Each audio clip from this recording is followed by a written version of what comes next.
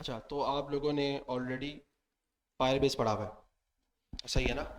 सब नहीं पढ़ा हुआ है तो सब एक साथ ही बोलेंगे भाई सबने पढ़ा हुआ है। पढ़ा हुआ है ना सबने फायरबेस? ठीक है, ग्रेट। फायरबेस का ऑल्टरनेटिव है सुपरबेस, ठीक है? और ये आजकल का ट्रेंड है। जैसे गाने के ट्रेंड होते हैं, वीडियोस का ट्रेंड होता है, इसी तरह ये भी डेवलपमेंट डिपार्टमेंट का एक ट्रेंड है कि लोग सुपरबेस ज़्यादा इस्तेमाल करते हैं, ठीक है? अब उसके पीछे रीजंस होते हैं। अब रीज़न ये है कि फायर बेस एक तो गूगल का है, सही है? अच्छा, फायर बेस के भी अपने एक एडवांटेजेस है, डिसएडवांटेजेस है। इसको आप कहोगे कि भाई ये इसलिए बेनिफिट जो है ना बेनिफिशियल है और इसमें जो है ना सही नहीं है, आप उसको इस्तेमाल नहीं करो, उसको इस्तेमाल करो, ठीक है? अच्छा, पहले स्टार्ट करते हैं हम लोग कि कंपैरिजन देखते हैं कि सुपर बेस और फायर बेस में क्या है, ठीक है?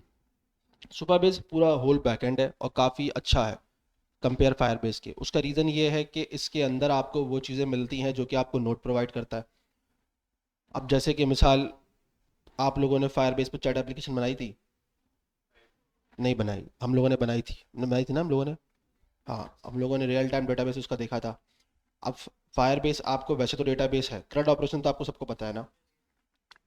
अपडेट, गेट, पोस्ट, पुट या पैच और डिलीट, ये तो एक नॉर्मल जो है ना CRUD एप्लीकेशंस के जो है ना फॉर्म जो है मेथड्स हैं, ठीक है?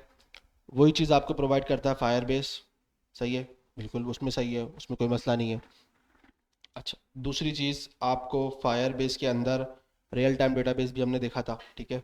आप लोगों ने नहीं देखा लेकिन उस पर रियल टाइम डेटाबेस भी होता है। अब रियल टाइम डेटाबेस क्या होता है वो मैंने इनको रिसेंटली क्लास क्लास में बताया था।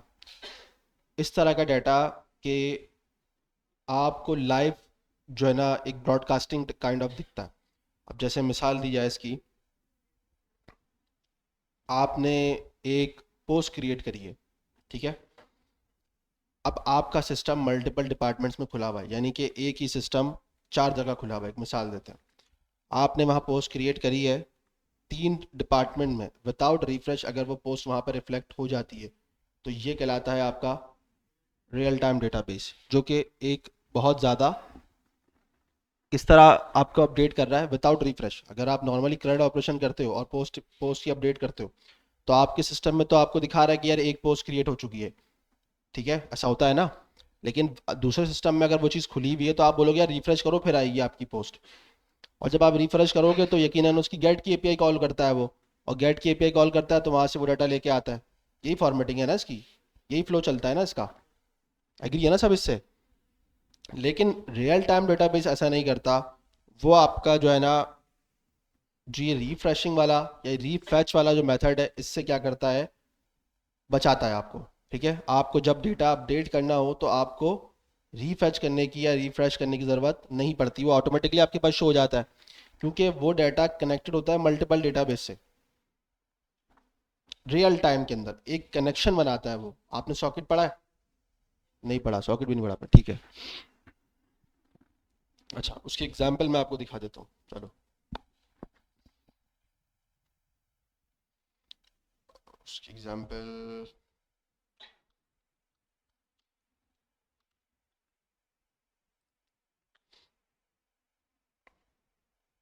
ये तो फायर बेस की थी ना ये तो, चलो इसी को देख लेते हैं।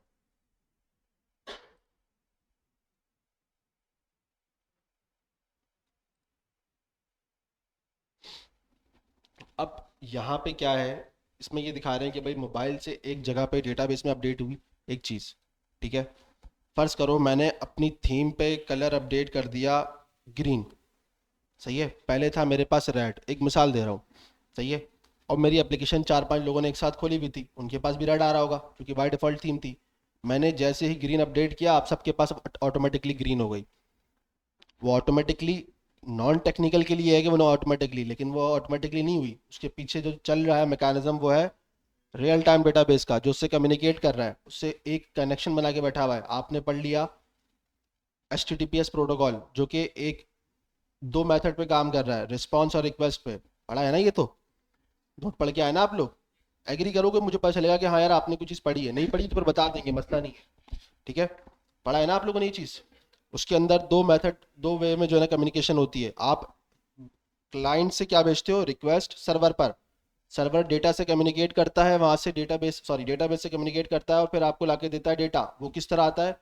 रिस्पॉन्स के थ्रू। रिस्पॉन्स यानी कि ये जो प्रोटोकॉल है ये कहलाता है HTTPS का प्रोटोकॉल।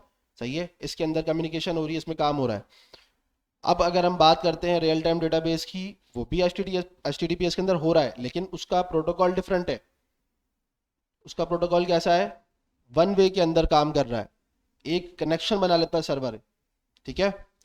एक कनेक्शन सर्वर ऐसे बना लेता है कि आपकी, अब ये वाला जो कनेक्शन होता है ये क्या आता है? रिक्वेस्ट जाती है, कनेक्शन टूट जाता है, फिर रिस्पॉन्स आता है, फिर कनेक्ट बनता है, फिर टूट जाता है। तो ये क्या है? एक कनेक्शन बनता है, टूटता है, बनता है, टूटता है, ऐसे काम कर रहा होता है। लेकिन आपके पास जो रियल टाइम डेटाबेस का कम्युनिकेशन है वो कभी टूटता नहीं है, वो एक ज्वाइंट होता है हमेशा। जैसे ही सर्वर में डेटाबेस में कोई चीज़ हिट होती है, चेंज होती है, XYZ कुछ भी होता है, वो सारी कनेक्टेड एप्लीकेशंस पे रिफ्लेक्ट करता है। ये सारी चीज़ क्या कहलाती है? Real time database. इसकी और एग्जांपल मैंने बताई थी कि सुपरबेस के अंदर इसका कॉन्सेप्ट होता है ब्रॉडकास्ट का। ब्रॉडकास्ट का, ठीक है, लास्ट क्लास में। तो ब्रॉडकास्ट क्या होता है आपका? क्या होता है बताना जरा भाई, तुम्हारा क्या नाम था? हाँ बताओ। नहीं नहीं, नाम नहीं, वो तो सही है, ब्रॉडकास्ट बताओ।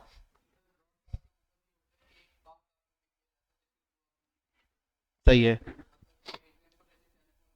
हम्म।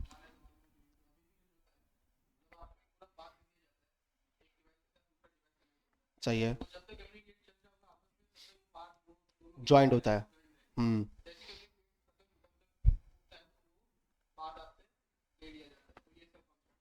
सही है, आप बताओ हाशिर। नहीं नहीं, ये तो हो गया ना, नई एग्जाम्पल दो ना यार, ये क्या बात थी?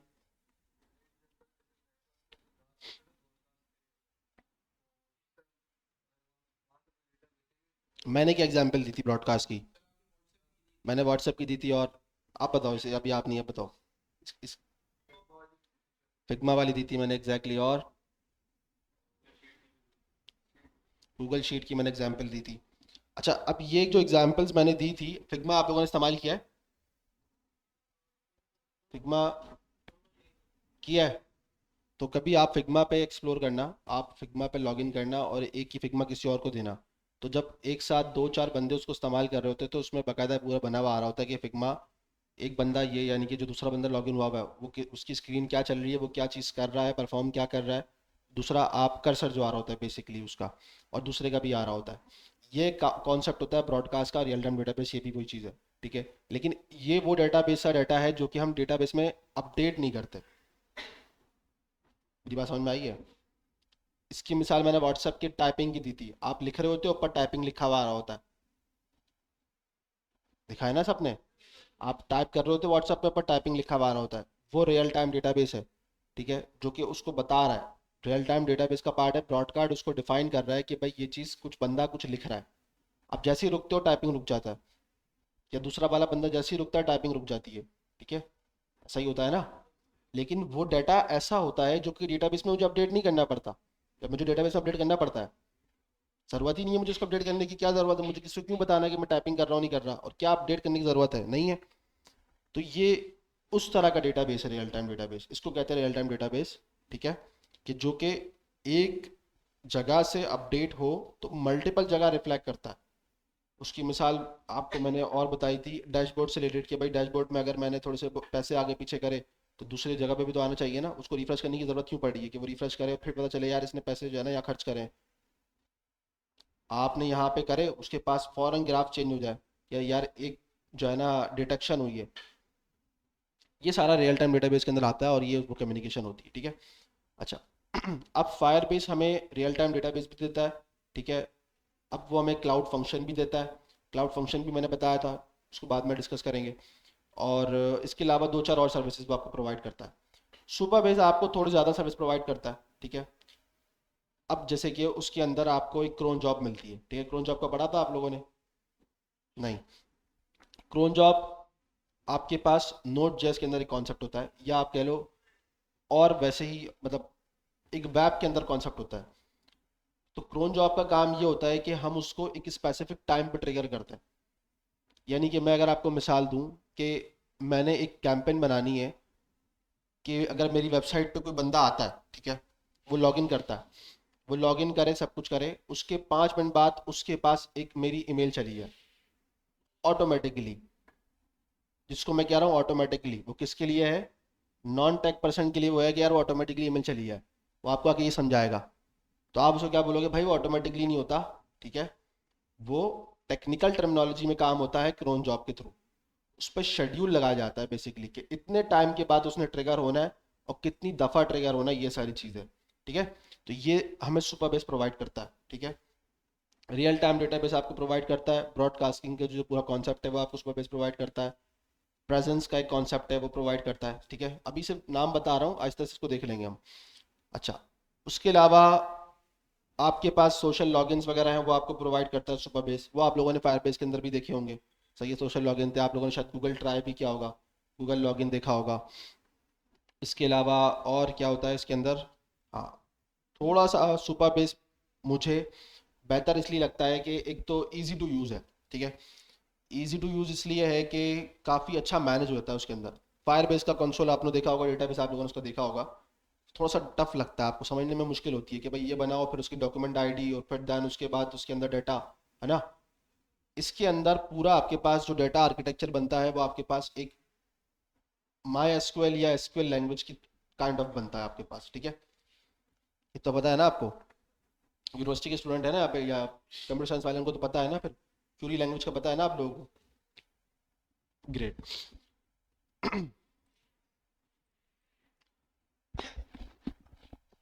अच्छा, मैं एक काम करता हूँ, आपको बस यहाँ से लॉग आउट करके दिखा देता हूँ, और एक बार हम बस अब लॉग इन कर लेंगे, ठीक है। ये आपके पास सिंपल चीज़ है, और ये बाकायदा यहाँ पे मेंशन भी करता है कि फायरबेस ऑल्टरनेटिव।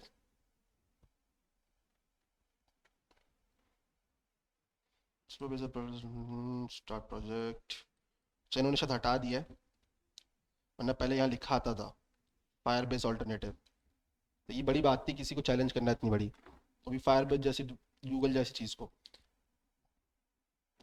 खैर चलो, अब हमारे पास फायरबेस और सुपरबेस, सॉरी सुपरबेस एक पोस्ट ग्रेस डेवलपमेंट प्लेटफॉर्म है, ठीक है। मैंने आपको बताया SQL, my SQL, post grace SQL, या आप इसको पोस्ट ग्रेस भी कह सकते हो, पोस्ट ग्रेस एसक्यूएल भी लोग इसको बोलते हैं। अब इसको ये कहने का क्या रीज़न है, क्यों? आप लोगों ने दो टाइप ऑफ डेटाबेस पढ़ी होगी, ये नहीं पढ़ी? तो डेटा की नॉर्मली दो टाइप्स होती हैं डेटाबेस की, ठीक है। एक होता है एसक्यूएल डेटाबेस और एक होता है नो एसक्यूएल। आप लोग मोंगोडीबी भी पढ़ के आए हो, वो नो एसक्यूएल है, ठीक है। ये तो बताया होगा आपके सर ने आपको, ठीक है। तो जो नो एसक्यूएल डेटाबेस है, उसके उसमें क्या डिफरेंस है? मैं अभी जिससे पूछ रहा हूँ, अभी इनकी क्लास से पूछ रहा हूँ मैं, अभी अभी आप लोग रुको। जेसन फॉर्मेट में बेसिकली होता है, ऐसा ही है, एग्जैक्टली exactly। तो आपके पास जो नो एसक्यूएल के अंदर होता है वो क्या होता है, जेसन फॉर्मेट के अंदर, या ऑब्जेक्ट वाइज जिसे कह रहे हो आप लोग, फॉर्मेट उसको जेसन ही कहते हैं। तो उसमें आपके पास डेटा होता है, स्ट्रक्चर्ड नहीं होता बेसिकली, सिंपल वर्ड के अंदर मैं कहूँ तो उसको। आपके पास एसक्यूएल के अंदर टेबल वाइज डेटा होता है, जो कि एक स्ट्रक्चर डेटा होता है, उसको एक अलग तरीके से मेंटेन किया जा रहा होता है। बड़ी बड़ी एप्लीकेशंस हो, बड़े बड़े सॉफ्टवेयर हो, उनमें ज़्यादातर एसक्यूएल इस्तेमाल होता है, नो एसक्यूएल लोग कम इस्तेमाल करते हैं। पुरानी पुरानी बात कर रहा हूँ मैं, बड़े एप्लीकेशन की बात कर रहा हूँ, ठीक है। अब आज का जो दौर है उसमें लोगों को डेटा जेसन फॉर्मेट में भी चाहिए, लेकिन स्ट्रक्चर भी चाहिए। तो उसका सॉल्यूशन निकला पोस्टग्रेस्ट, जिसमें उसने आपको डेटा स्टोर करने के लिए टेबल फॉर्मेटिंग दे दी पूरी, सही है, स्ट्रक्चर के लिए, और आपको रिटर्न में जेसन फॉर्मेट में डेटा रिटर्न करना शुरू कर दिया। ये उसकी क्वालिटी है, ठीक है। तभी पोस्टग्रेस्ट आज के दौर में ज़्यादा पीक पर है, ट्रेंड के ऊपर है। अक्सर आप देखना जॉब जो पोस्ट वगैरह आती है उसमें देखना आप, नजर लिखा हुआ आ रहा होता है पोस्टग्रेस्ट वगैरह रिक्वायरमेंट। अगर आप लोगों ने देखी हो तो आपको आइडिया होगा इस चीज़ का। सुपर बेस भी कहीं ना कहीं आपको नजर आएगा लिखा हुआ, ठीक है। तो ये चीज़ें क्या है, जो ट्रेंड है उसको अब चलाना पड़ता है, उसको फॉलो करना पड़ता है, और पढ़ना भी पड़ता है। तो इसलिए हम ये कर रहे हैं। अब पोस्टग्रेस में मैंने आपको क्या बता दिया, स्ट्रक्चर डेटा कौन सा है उसका, टेबल फॉर्मेट के अंदर ही है, ठीक है। और जो डेटा वो रिस्पॉन्स कर रहा है वो आपके पास जेसन फॉर्मेट के अंदर ही कर रहा है। ये बात क्लियर हो गई?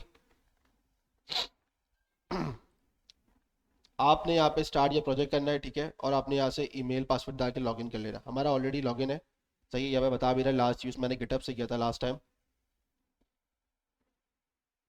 तो मेरे पास ये बन जाएगा, ठीक है। आपके पास पहले वो आपसे पूछेगा यार ऑर्गेनाइजेशन वगैरह सारी चीज़ें, आप न्यू ऑर्गेनाइजेशन पे जाओगे, उसको क्लिक करोगे, यहाँ पे उसको नाम बताओगे, टाइप डिफाइन करोगे कौन सा आपका पर्सनल है क्या है, प्लान सेलेक्ट करोगे और आपकी ऑर्गेनाइजेशन क्रिएट हो जाएगी। ठीक है, मैं कर देता हूँ एक।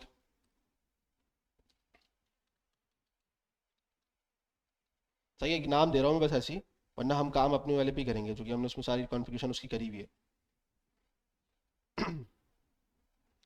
अब ऑर्गेनाइजेशन जैसे ही क्रिएट होगी वो आपसे रीजन पूछेगा, क्योंकि आप ये जो ऑर्गेनाइजेशन क्रिएट कर रहे हो ये ऑर्गेनाइजेशन नहीं है, ये बेसिकली आप सुपर बेस से उसके लिए उसका सर्वर पे स्पेस मांग रहे हो। बात समझ में आ रही है? आपका सर्वर आपका सिस्टम होता है, लेकिन आप जब किसी और के एक प्लेटफॉर्म को यूज़ करते हो तो आप उसके स्पेस, सर्वर से स्पेस मांगते हो। तो हमने ऑर्गेनाइजेशन क्रिएट करके सुपर बेस का एक सर्वर क्रिएट कर दिया, और अब वो मुझसे पूछ रहा है कि भाई कौन से रीजन में आपके जो है ना सर्वर को रखना है, क्योंकि उसके पास मल्टीपल रीजन है। ठीक है, तो अब इसके पास है भाई अमेरिकन है, इसके पास यूरोप है और स्पेसिफिक है, बाकी ये मेरे ख्याल से शायद अलग रीजन हैं इसके पास ना। साउथ एशिया, मुंबई भी आ रहा है इसके पास, और यहाँ पे आपके पास वेस्ट नॉर्थ सब आ रहा है। तो मैंने बस, उसने मुझे रिकमेंड बोला हुआ है तो मैंने इसको सेलेक्ट कर लिया। ठीक है, आपको आपको देखना ये है कि जो आपका क्लाइंट कहाँ का है आपने उसके पास रखना है। समझ में आ गई बात? अब आप अपने लिए बना रहे हो तो एक अलग कहानी है, लेकिन अगर आप किसी क्लाइंट के लिए काम कर रहे हो, ऑफिस में कोई पर्सन है, तो आपके जो लीड होगा वो आपको ये बोलेगा कि भाई ये काम करना, सर्वर बनाते हुए उसको यूएस की तरफ रख देना, क्लाइंट हमारा यूएस का है, और आपने गलती से रख दिया एशिया, तो हो गया गेम। तो क्या होगा, क्या लगता है? हाथ खड़ा करना जिसको जो पता है, सिर्फ हाथ खड़ा करने का बोला था ना मैंने अभी। हाँ, मुक्शिद आपको पता है? अच्छा, मुक्शिद वो नहीं है, आपका नाम है मुक्शिद? आपका नाम है पक्का ना? मुझे लगा था उसका नाम है। चलो चलो, आप बताओ, आप बताओ। नहीं नहीं, आप बताओ, छोड़ो, अब आप बता दो। नाम में कंफ्यूज हो गया मैं।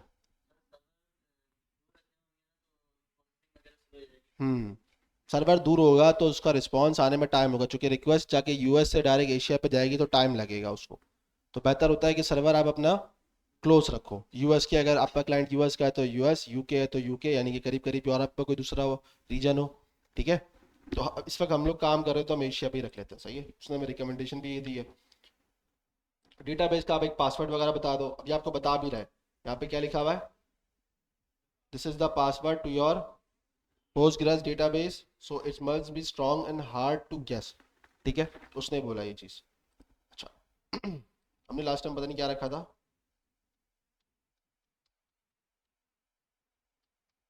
ठीक है, हमने तो आसान ही रखा था इसके अंदर, क्रिएट न्यू प्रोजेक्ट। सही है, तो हमारा ये क्या हुआ, एक और प्रोजेक्ट क्या हो गया, क्रिएट हो गया। सही है, अब मैं वापस आ जाऊंगा अपने पुराने वाले प्रोजेक्ट की तरफ, ये हमारा लास्ट था। सही है, ये था ना हमारा लास्ट? नहीं, हाँ से हमें प्रोजेक्ट चेंज करना पड़ेगा। सही है, सही आ गया ना हमारा रीजन। ये हमारा प्रोजेक्ट था। ठीक है, अच्छा, अब हम अपने प्रोजेक्ट के अंदर, सुपर बेस के अंदर ऑलरेडी सारी चीज़ें कर चुके हैं। सारी चीज़ें से मुराद, हम देख चुके हैं इसके अंदर डेटाबेस तो क्रिएट हमारा हो चुका है। ठीक है, डेटाबेस आपका क्रिएट हो गया, आपने जब उसको पासवर्ड सेट किया उसने सर्वर के साथ साथ आपका ऑटोमेटिक डेटाबेस क्रिएट कर दिया उसने। ठीक है, आपको ज़्यादा कोई मेहनत पंचायत करने की ज़रूरत नहीं पड़ी। ठीक है, in fire base, super base का जो मकसद है वो यही है कि आपके पास वो एक ईजी कर देता है, ताकि उसको एक फ्रंट एंड डेवलपर भी उसको ईजिली मेंटेन कर सके, बना सके। क्योंकि उसको अगर भाई नोट जेएस नहीं आती, उसको मोंगोडीबी नहीं आता, उसको बैकएंड नहीं आता, तो वो एक चीज़ नहीं क्रिएट कर सकता। उसको सीखना पड़ेगा इस चीज़ को बनाने के लिए। जैसे अगर मिसाल दी आती है आप लोगों की, तो आप लोग को अभी नहीं आता, तो आप लोग नोट जेएस पे काम नहीं कर सकते, नहीं कर सकते ना, टाइम लगेगा आपको। सही है, तो उस चीज़ को, टाइम को सेव करने के लिए इन्होंने यहाँ पे क्या रखा हुआ है, डेटाबेस वगैरह सब कुछ ये खुद मैनेज कर रहे हैं। आपको सिर्फ डेटा को क्रिएट करना है, कि कौन सा डेटा बनाना है, कौन सा टेबल क्रिएट करना है, ये सारी चीज़ें आपको खुद मैनेज करनी है। ठीक है, अब इसमें ये कि बहुत सारी आपके पास क्या है, लाइब्रेरीज हैं पाइथन के अंदर, जावास्क्रिप्ट के अंदर, सी शार्प, स्विफ्ट, कॉटलिन, इन्होंने सब में रखा हुआ है इन्होंने। ठीक है, ऐप फ्रेमवर्क के अंदर भी इन्होंने नेस्ट जेएस के अंदर एग्जांपल रखी हुई है, नेक्स्ट है, रिएक्ट है, और ये स्विफ्ट भी इन्होंने डाला हुआ है। ठीक है, ये स्विफ्ट भी आजकल काफ़ी ट्रेंडिंग के अंदर है। फ्रेमवर्क के अंदर, ठीक है। अच्छा, तो पहले मैं आता हूँ यहाँ पर टेबल एडिटर के पास, ठीक है। अब यहाँ पे हम लोगों ने पहले टेबल क्रिएट किया था, मैंने डिलीट कर दिया था। अगर मुझे यहाँ पे टेबल क्रिएट करना है तो मैं यहाँ पे जाऊँगा क्रिएट टेबल, और टेबल का नाम, डिस्क्रिप्शन अगर मुझे डिफाइन करनी है तो मैं कर दूंगा, अदरवाइज मुझे ज़रूरत नहीं है। दूसरा मैंने आपको बताया था ये रॉ लेवल सिक्योरिटी RLS, इसको मैं भी इनेबल कर दूंगा, मतलब डिसेबल कर दूंगा। उसका रीज़न ये है, और ये सिक्योरिटी क्या है, ये वो सिक्योरिटी है कि जो कि जब आप डेटाबेस से कम्युनिकेट करो तो कुछ सिक्योरिटी के जो है ना प्रोटोकॉल इसमें क्रिएट होते हैं। अब जैसे काइंड ऑफ इस तरह के भाई, डेटाबेस में कम्युनिकेट सिर्फ वही कर सकता है जो ऑथेंटिकेटेड है, जो लॉगिन है, ठीक है। डायरेक्ट डेटाबेस से कम्युनिकेशन करना बहुत आसान है, क्यूरी लैंग्वेज से हो जाता है। अगर आपने ये RLS चीज़ वाली चीज़ अगर यहाँ पे इनेबल नहीं करी है, या आपने जब सिस्टम, आप जब डेटाबेस क्रिएट कर रहे होगे तब आपने इन चीज़ों को मेंटेन नहीं किया है, तो कोई भी आपके डेटाबेस से कम्युनिकेट कर देता है। सही है। इनेबल रियल टाइम, अगर मुझे रियल टाइम के लिए आ रहा है ना, broadcast changes on this table to authorise subscribers, तो अगर मुझे ये चीज़ करनी है ब्रॉडकास्ट के लिए कि भाई रियल टाइम के अंदर इस चीज़ पे इफेक्ट हो, पढ़े नजर आए, मुझे पता चले कुछ हो रहा है नहीं हो रहा, तो आप इसको इनेबल कर सकते हो, ठीक है। वरना अदरवाइज ज़रूरत नहीं है, ठीक है। पॉलिसीज़ के लिए उसने पूरा यहाँ पे डॉक्यूमेंटेशन दी हुई है, आप यहाँ पे जाके इसकी पूरी पॉलिसीज देख सकते हो। ये आ रहा है पॉलिसीज़ यहाँ पे किस तरह की है भाई, individual can view their own to dos. देखो ये पॉलिसी है, यानी कि मैं सिर्फ अपना टू डू देख सकूं, सबका ना देख सकूं। ऐसा ही है ना। ये पॉलिसी क्रिएट करनी पड़ती है, डेटाबेस में होती नहीं है, मैं आपको पहले ही बता रहा हूँ। डेटाबेस में आप जाके उसको क्यूरी लिखोगे ना, क्रिएट टेबल हो गया, उसके बाद आप बोलोगे select this from this, data ला के दे देगा वो आपको सारा का सारा, अगर आपके पास जो है ना डेटाबेस का सारा एक्सेस है तो, ठीक है। मैंने बताया भी था इसमें एक हैकिंग होती है हमारे पास, SQL इंजेक्शन।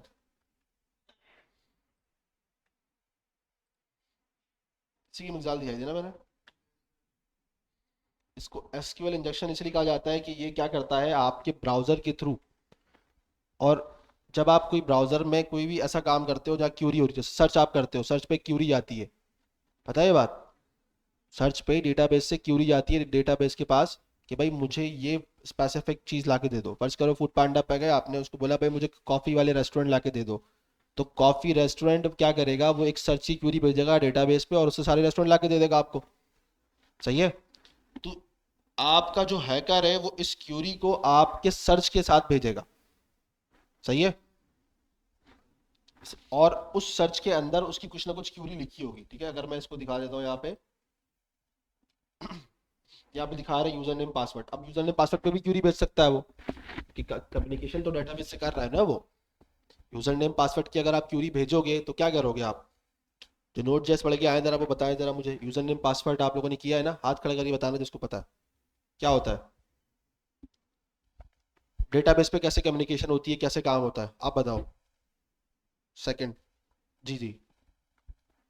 अगर मैं यूजर नेम पासवर्ड अगर भेजता हूँ डेटाबेस पे तो क्या चलेगा, क्या करेगा वो, काम कैसे करेगा आप। अच्छा, यूजर नेम पासवर्ड जब हम करते हैं, यानी कि लॉगिन वाली क्रेडेंशियल पे मैं काम कर रहा हूँ, तो मैं सर्वर पे रिक्वेस्ट भेजूंगा, डेटा जाएगा मेरा, तो वो कैसे काम करेगा, क्या करेगा, नोट जेएस में जो आपने एक राउट बनाया होगा वो कैसे मैकेनिज्म हैंडल करेगा।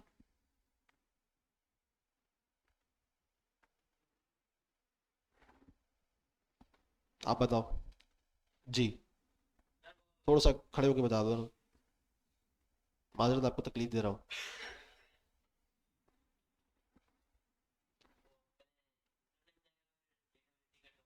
हम्म। हम्म। हम्म। हम्म। ग्रेट ग्रेट, बैठो यार, ताली बजा दो भाई इनके लिए। अच्छा, तो इन्होंने पूरा एक फ्लो बताया, ठीक है। पूरा से मुराद ये कि थोड़ी चीज़ें इन्होंने आगे पीछे कर दी, लेकिन मसला नहीं है, एटलीस्ट इनको ये चीज़ तो याद थी। अब यूज़र नेम पासवर्ड जब आपके पास जाता है डेटाबेस के अंदर, तो वो क्या करता है, सब में पहले तो आपकी बॉडी से निकालेगा यूज़र नेम और पासवर्ड, तो निकालेगा। फिर वो क्या करेगा, JW टोकन बनाया हुआ होगा उसने, क्योंकि इसके साथ JW टोकन जब जाता ही जाता है, ठीक है, उससे वो ID मैच करेगा, निकालता है, कंपेयर करेगा, काम हो गया उसका। पासवर्ड डायरेक्ट डेटाबेस में, या चलो एक काम करते हैं, पहले समझते हैं साइन अप वाला प्रोसेस, इसको छोड़ दो, ये तो लॉगिन वाला है ना, साइन अप वाला समझते हैं। अगर आप किसी भी साइन अप वाले प्रोसेस में आते हो तो क्या होता है, आपके पास user name, full name, password, ये तीन चीज़ें रख लेते हैं अभी फिलहाल, तीनों जाएंगी। सही है, तीनों आपके पास बैकएंड पे आपको तीनों मिल जाएंगी। आप क्या करोगे, सब में पहले इसका एक बनाओगे JWT टोकन, ठीक है, जेसन वेब टोकन, जो कि आपकी आईडी के बेस पे, ईमेल की बेस पे जो है ना काम करेगा। बेसिकली वो क्या करता है, आपके डेटा को क्या कर देता है, सिक्योर करता है और इनकोड करके रख देता है, ठीक है। उससे कम्युनिकेशन होती है उसकी सारी। ये तो मैंने आप लोगों को हमारी क्लास वालों को बताया था, हम फेसबुक वाले पे जब हम काम कर रहे थे, याद है ना सबको, या भूल गए? हाँ भाई याशिर, याद है? तो उस टोकन की बेस पे आगे चलते हैं, और आपके पास जो पासवर्ड होता है वो हमारे पास होता है इनक्रिप्ट। ये भी मैंने बताया था, वो हैश फॉर्मेट में जनरेट होता है, ये बताया था मैंने। हैश फॉर्मेट के बाद वो आपके पास डेटाबेस में सेव हो जाता है, ठीक है। पासवर्ड डायरेक्ट सेव नहीं होता है, हैश फॉर्मेट में सेव हो जाता है। जब वो सेव हो गया, लॉगिन हो गया, JWT आ गया, उसने आपको साइन अप करके एक डेटा असाइन कर दिया होगा। अच्छा, अब आप जब लॉगिन करोगे यूजर नेम पासवर्ड डाल के, तो वो क्या करेगा, उस यूजर नेम और उस पासवर्ड की बेस पे वो चेक करेगा, पहले तो डेटाबेस में एग्जिस्ट करता है नहीं करती ईमेल। सही है, ये चेक करेगा नहीं करेगा? अगर एग्जिस्ट करता है फिर वो आगे आएगा, आगे चेक करेगा कि इसकी आईडी को जो उसने JWT से जो है ना कब जो है ना वेरीफाई करेगा। सही है, सही है, JWT से उसको वेरीफाई करेगा वो। सही है, JWT से जैसे ही वेरीफाई होगा कि हाँ भाई ये डेटा इसी का था, ये ईमेल इसी की थी, उसके बाद फिर वो क्या करेगा, आपको क्या करेगा, चलिए बताओ क्या करेगा। जब वेरीफाई हो गया JWT से, फिर क्या करेगा वो आपसे?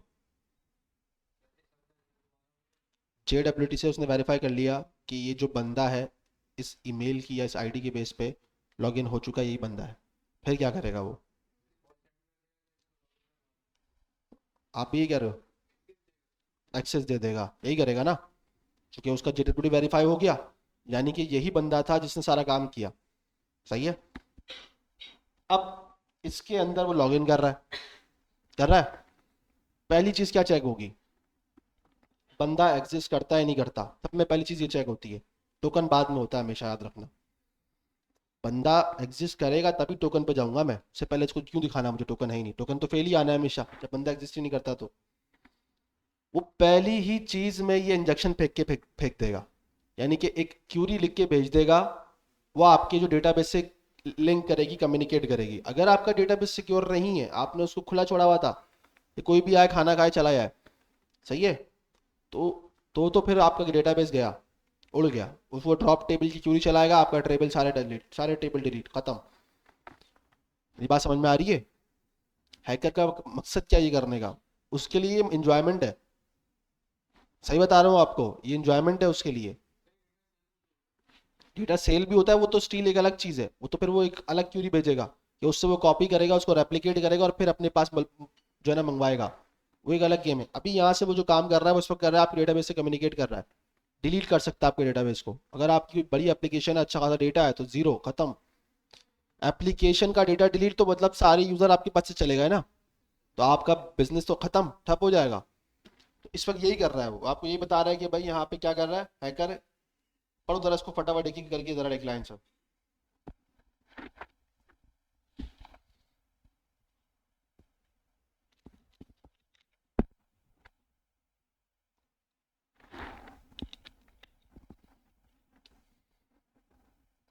पढ़ लिया भाई पहला? सेकंड पढ़ो।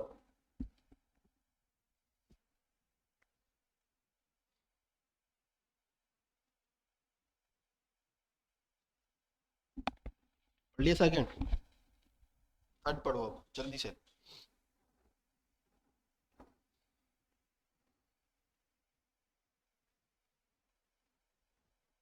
पढ़ लिया भाई? क्या हो रहा है, कोई एक्सप्लेन करो फटाफट जल्दी से। आप बताओ, समी के बराबर में।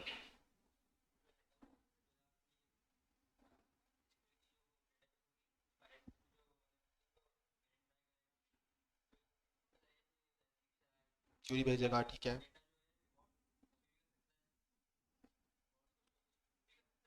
व्यू कर सकता है, ऑल्टर कर सकता है, यानी कि उसको एडिट कर सकता है, रिकॉर्ड डिलीट भी कर सकता है, मतलब उसके पास पूरा एडमिनिस्ट्रेटर एक्सेस आ जाएगा। ठीक है। अभी क्यूरी कौन सी होगी, क्या होगी, हम बाद में देखेंगे। क्यूरीज तो बहुत सारी हो सकती हैं, ठीक है। अच्छा, ये हो गया। फिर नेक्स्ट, अब ये बता रहे हैं कि यहाँ पे इमेज है ना। हाँ, अब पढ़ो जरा इसको क्या लिखा हुआ है।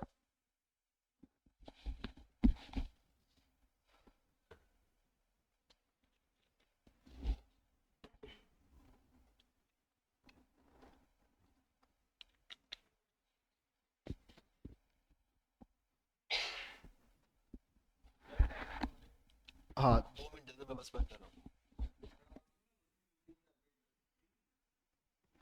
इसको पढ़ के क्या समझ में आया? आपने पढ़ लिया इसको? नहीं, पढ़ा नहीं आपने इसको? ओ यार। आप बताओ आशिर, क्या बोल रही हैं, इसमें क्या एग्जाम्पल है? अबे, क्यों समझ में नहीं आ रहा भाई?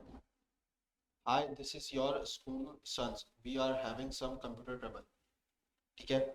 वो एक स्कूल से जो है ना कॉल आती है कि भाई आपके जो है ना, जो है मतलब उसके बेटे से स्कूल से कॉल आ रही है, we are having some computer trouble, computer में कोई प्रॉब्लम आ गई, कोई मसला आ गया, ठीक है। Oh dear, did we break something, did he break something, उसने कुछ किया, कुछ तोड़ा वगैरह। Did you really name your son Robert drop table student. उसने कॉल के ऊपर उसने ये बात करी है, उसने कॉल के ऊपर एक क्यूरी मारी है, वो आपको ये बताना चाह रहे हैं इस टाइम के अंदर, सही है। उसने लिखा है your name son Robert drop table students. उसने ड्रॉप टेबल, मैंने आपको बताया कि ड्रॉप टेबल स्टूडेंट का मतलब है कि ड्रॉप कर दो स्टूडेंट के टेबल को, यानी कि ख़त्म कर दो, डिलीट कर दो, गिरा दो। ड्रॉप से मुराद यहाँ पे ये, ठीक है। अब टेबल स्टूडेंट यानी कि टेबल कौन सा, स्टूडेंट्स का। यानी कि अगर यूनिवर्सिटी सिस्टम की बात की जाए तो आपका एक टेबल होगा स्टूडेंट्स का, जहाँ पे यूनिवर्सिटी में जितने भी स्टूडेंट्स आए थे बनने से लेकर लास्ट तक, वो सारा डेटा वहाँ पे मेंटेन हो रहा है, ठीक है। अगर आपकी यूनिवर्सिटी में ऐसा होता है तो, ठीक है। तो उसमें जितने भी स्टूडेंट सारे आ गए, जब टेबल ड्रॉप तो गेम खत्म, सबका रिकॉर्ड चला गया। Oh yes, little Bobby tables we call him. इसका क्या मतलब हुआ? उसने परमिशन एक्सेस दिया कि भाई हमने यही किया। नेक्स्ट आगे, well we lost this year student records, I hope you are happy. हमने एक साल का स्टूडेंट का रिकॉर्ड लॉस कर दिया। अब उसने एक साल बोला है, हो सकता है उसका टेबल एक साल वाला हो रहा हो, लेकिन स्टूडेंट्स का अगर टेबल है तो वो पूरी ईयर का, यानी कि पूरी फर्स्ट से लेकर लास्ट तक। अगर फर्ज करो आपकी यूनिवर्सिटी 15 में खुली थी और आज 25 या 10 साल का रिकॉर्ड एक ही टेबल में मेंटेन हो रहा होगा, ठीक है। उसको उन्होंने तोड़ तोड़ के डिवाइड कर लिया होगा, लेकिन टेबल तो स्टूडेंट्स होगा, या हो सकता है नाम कुछ और हो। ये तो नाम पे डिपेंड करता है। And I hope you learn to database input. समझ में आई बात? तो कितना रिस्की काम है इन चीजों पे काम करना, ये हम नमाज के बाद आगे देखते हैं।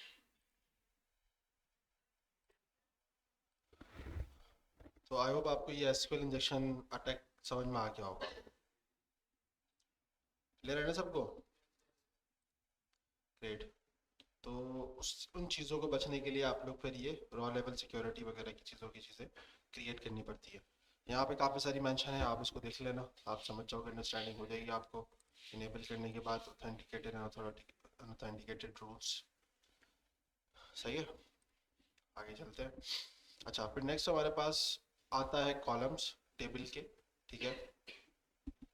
ये इम्पॉर्टेंट चीज़ है मेन, क्योंकि हम जब टेबल क्रिएट करते हैं तो हम उसी कॉलम उसको डिफाइन कर देते हैं पहले, ठीक है।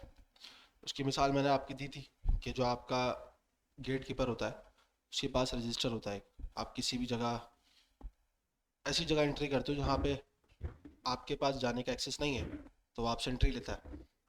उसके पास रजिस्टर होता है, उसके अंदर लिखा होता है नाम, ठीक है, एनआईसी नंबर, किसके पास जाना है, साइन इंक्लूडिंग डेट और टाइम, सब सब वो वहाँ मेंशन कर रहा होता है, ठीक है। तो बस यही समझ लो कि अगर आपको ये काम डिजिटली करना है तो आप कैसे यूज़ करोगे, टेबल बनाओगे, उसको डिफाइन करोगे कॉलम, जैसे कि कॉलम कौन सा हो गया, नेम, ठीक है। पहली चीज़ तो ID, ID by default generate हो जाती है, आपको उसको छेड़ने की ज़रूरत नहीं है, ठीक है। हर चीज़ की एक आईडी होती है। क्रिएटेड टाइम, ये भी इन्होंने यहाँ पे डिफाइन कर दिया कि भाई जैसे ही वो क्रिएट होगा, ऑटोमेटिकली टाइम आ जाएगा यहाँ पे जो टाइम चल रहा होगा। दूसरा कॉलम आपका क्या हो सकता है, नेम, ठीक है, नेम। अब आप उसको डिफाइन करोगे उसकी टाइप क्या है, क्योंकि ये भी रिस्ट्रिक्शन है। एक भाई मिसाल के तौर पे रिस्ट्रिक्शन ये इस तरह की है कि अगर मैंने एक डेटा को टाइप नंबर डिफाइन करी है, तो मैं उसमें डेटा स्ट्रिंग के अंदर कंसिडर नहीं करना चाहता। जाहिर सी बात है, अगर इसको आप फिनटेक की तरफ लेके जाओ, यानी कि फाइनेंस और टेक्नोलॉजी की तरफ, तो बहुत बड़ा भंड है ये। चूँकि ट्रांजैक्शंस हो रही हैं, चीज़ें हो रही हैं, वो नंबर्स हैं, सही है। वो अगर स्ट्रिंग में आती हैं तो चीज़ें ख़राब हो जाती हैं। भले ही आप उसको जो है ना प्लस लगा के या स्ट्रिंग के जो है प्लस नंबर के आप उसमें मेथड में रख के उसको कर लो, वो एक अलग कहानी है, ठीक है।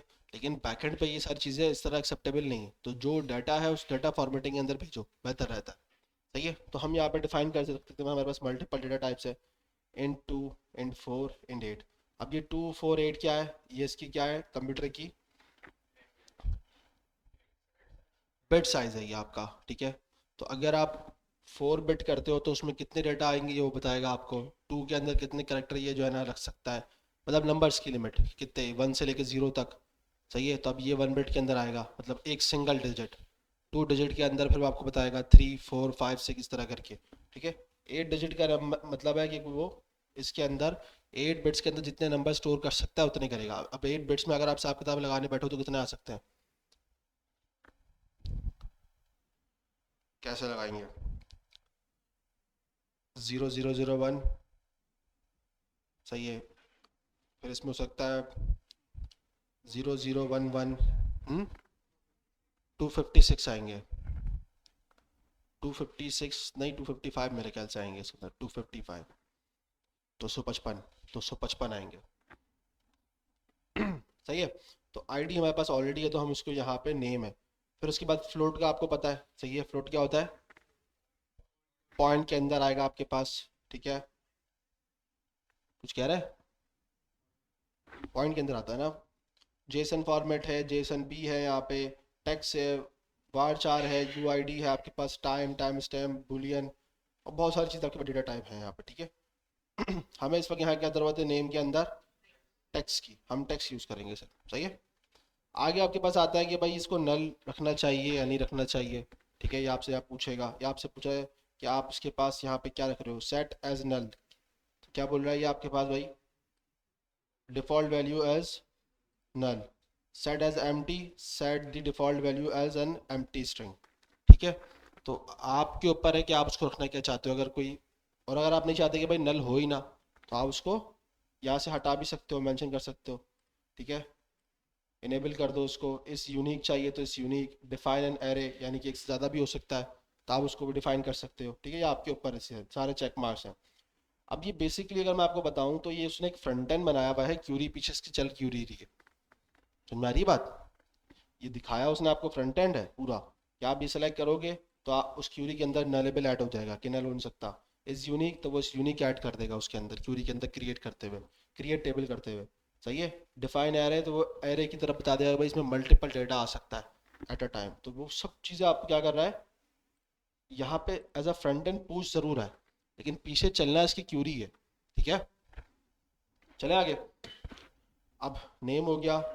आपने बोला कि भाई इसमें और क्या हो सकता है आपके पास, एज हो सकती है, आप एज डिफाइन कर दो, ठीक है। एज के लिए भी आप वार चार यूज़ कर लो, नंबर यूज़ कर लो आप चाहो तो। भाई 0 हो तो आपके पास क्या हो सकता है, मेल कर लो, फीमेल कर लो। 1 हो तो आपके पास मेल या फीमेल, इस पे भी कर सकते हो, टेक्स्ट पे भी कर सकते हो, इंक्लूडिंग बुलियन पे भी कर सकते हो। ट्रू है तो मेल है, फॉल्स है तो फीमेल है, और तो हमेशा गलत होती है, सही है ना भाई।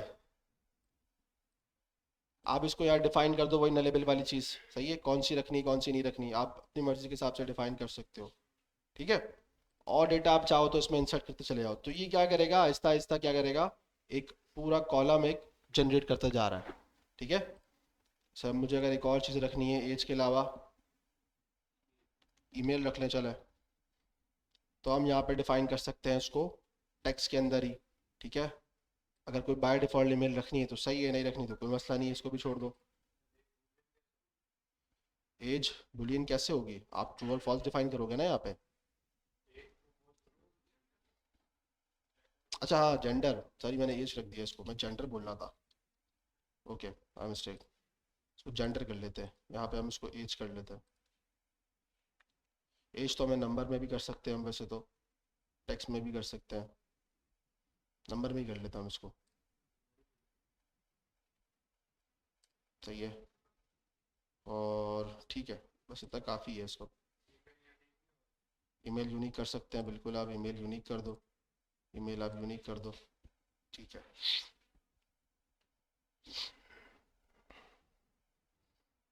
सही है, काफ़ी है इतना हमारे लिए। फॉरेन की अगर हम रखना चाहें रिलेशन के लिए तो हम रख सकते हैं। सही है। फिलहाल हमने, हमारे पास कोई डेटा टेबल है नहीं तो हम रिलेशन बना नहीं रहे हैं इसका भी। ठीक है। फॉरेन की आपके पास क्यूरी के अंदर ऑप्शन होता है कि आप मल्टीपल टेबल से एक रिलेशन बना सको। अब रिलेशन बनाना क्यों है, सवाल ये है। भाई एक मिसाल है, मैं आपको एग्जांपल देता हूँ। एक टेबल है यूज़र्स का, उसमें सारे 10 यूज़र्स हैं। ठीक है।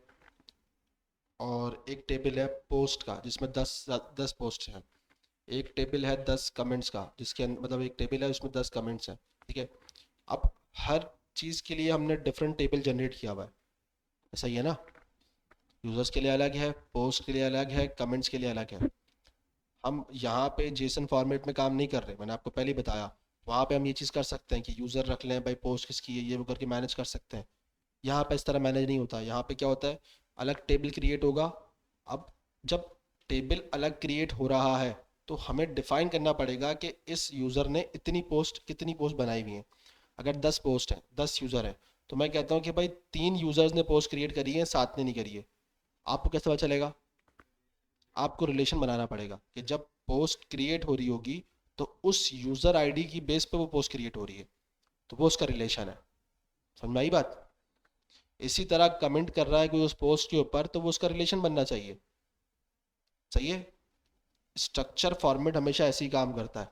जेसन फॉर्मेट आपका डिफरेंट तरीके से काम करता है। मोंगोडीबी में आपने शायद ये काम अलग तरीके से किया होगा। सही है, पॉपुलेट वगैरह पढ़ा होगा आप लोगों ने, नहीं पढ़ा? तो रिलेशन रिलेशन नहीं पढ़ा था आप लोगों ने, रेफरेंस वगैरह अभी तक? आप लोगों ने कितना पढ़ा है नोट के अंदर? एक्सप्रेस, CRUD ऑपरेशन पढ़ लिए? तो कोई प्रोजेक्ट वगैरह नहीं बनाया?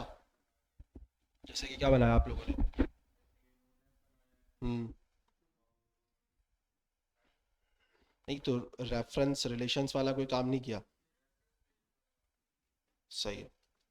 तो उसके अंदर भी हमारे पास रेफरेंस रिलेशंस होता है, लेकिन वो डिफरेंट तरीके से परफॉर्म करता है वहाँ पे। यहाँ पे अलग तरीके से परफॉर्म करता है। तो यहाँ पे आपको क्या करना पड़ता है, फॉरेन की डिफाइन करनी पड़ती है। सही है। एट फॉरेन की रिलेशन, मेरे पास मुझे स्कीमा सेलेक्ट करना पड़े भाई, कौन सा है हमारे पास। ठीक है। अब जहाँ पे ये स्कीमा बता रहा है तो उसमें हमारे पास ऑथ भी है ना। अगर मेरे पास ऑथ में डेटा, हमारे पास इस टेबल में है ना ऑथ का डेटा। हाँ, अगर मैं ऑथ में सेलेक्ट करूँ तो यूज़र्स, ठीक है, ये तो सारी चीज़ें आ रही हैं इसके अंदर। यूज़र्स, मेरे पास सेलेक्ट पब्लिक, ये रहा। हमने लास्ट टाइम क्रिएट किया था ना ये। तो इसमें मैं आईडी की बेस पे रख दूं कि भाई ये आईडी है, और ये ऑथ यूज़र की जो है ना आईडी, यू आईडी, जो भी डिफाइन करना चाहूँ मैं उसमें। ठीक है, उसकी बेस पे एक रिलेशन बना सकते हैं हम। ये रिलेशन बना रहा है, बहुत ईजी बना रहा है यहाँ पे, वरना ये काम थोड़ा सा टफ होता है। सही है। कि इस बेस पे ये रिलेशन बना रहा है, खैर अभी हमें ज़रूरत नहीं है इसकी, हम हटा रहे हैं। ठीक है। तो अब हम एक काम करते हैं, बस इसको सेव कर देंगे तो हमारे पास assign a name to your table, name assign नहीं किया हमने। ठीक है, मैं इसको नाम देता हूँ डेटा के नाम से, और आर एल एस को हटा देता हूँ मैं, मुझे ज़रूरत नहीं है इसकी इस वक्त। सेव। ठीक है। तो ये हमारे पास एक टेबल क्रिएट हो गया। अब टेबल के अंदर यहाँ पे पास कॉलम आ रहा है आईडी जो ऑटो जनरेट होगा, टाइम ऑटो जनरेट होगा, नेम, जेंडर, ईमेल, एज, ये सब आप तो उसको डिफाइन करोगे। ठीक है, कि आपने डाटा क्या रखना है। आप चाहो तो यहाँ से भी डायरेक्ट इंसर्ट कर सकते हो, इंसर्ट रॉ, इंसर्ट कॉलम से। मुझे इंसर्ट रॉ करनी है तो मैं यहाँ डिफाइन कर दूँ आईडी, ये ऑटो आ रही है। क्रिएटेड टाइम, उसको भी छोड़ देता हूँ, ये उठा लेगा। नेम मैं डिफाइन कर दूँ कि भाई नेम क्या हो सकता है भाई, जैसे इसका अली। ठीक है। जेंडर मैंने रख दिया इसका ट्रू। ईमेल मैंने सी कौन सी रख दी भाई, अली @gmail.com। एज मैंने इसकी क्या रख दी भाई, जैसे कि 21। सेव करा मैंने, डेटा इंसर्ट हो गया, ठीक है। अब यही काम अगर मुझे सुपर बेस में करना है तो पहले तो मुझे सुपर बेस को अपनी एप्लीकेशन से कनेक्ट करना पड़ेगा, ठीक है। ये काम हमारी क्लास वालों को तो आता है, आप लोग देख लो, ठीक है। और अगर उनको भी नहीं आता तो भाई देख लें। अच्छा, तो पहले हम चलते हैं, ये तो हमारे पास हमने लास्ट टाइम क्रिएट करा था, ठीक है, सही है। स्क्रीन जूम कर दूं? सही है, सही है, पक्का सबको नजर आ रहा है ना?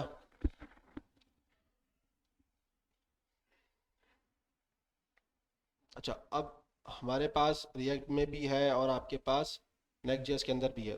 दोनों की इंटीग्रेशन आसान है, लेकिन नेक्स्ट जेएस के अंदर क्या करता है, वो बेसिकली ज़्यादातर सर्वर साइड पे बता रहा होता है। तो हम रिएक्ट की देख लेते हैं, दोनों एक सेम है, कोई डिफरेंस नहीं है, ठीक है। ये तो एग्जाम्पल है। अच्छा, इसको हमें जाना पड़ेगा, डॉक्स पे चले आते हैं हम। डॉक्स के ऊपर इसको हटा देता हूँ मैं पूरे को, और डॉक्स पे आ जाता हूँ, ठीक है। Supabase slash docs. Documentation तो आपको बताया होगा सर ने, पढ़ना बहुत ज़रूरी है, सही है। तो डॉक्यूमेंटेशन के बगैर काम नहीं हो सकता। आप प्रोडक्ट पे आओगे, आपको क्या करना है, ऑथ। या तो पहले आप ऑथ पे नहीं काम करो, पहले तो आप डायरेक्ट देख लो इसको इंटीग्रेट करना कैसे है, ठीक है।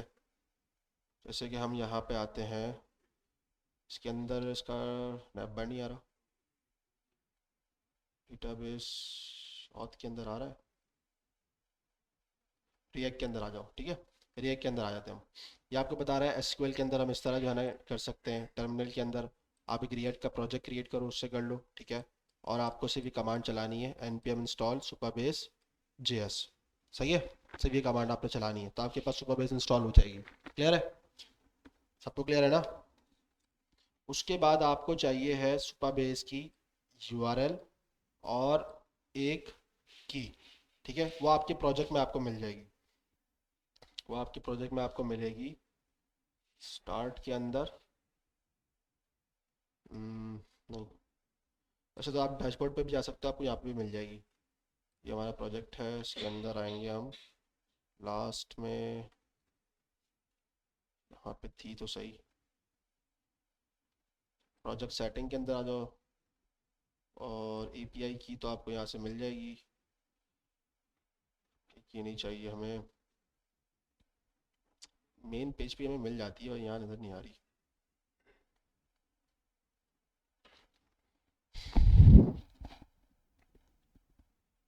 API talks, project setting, project ID.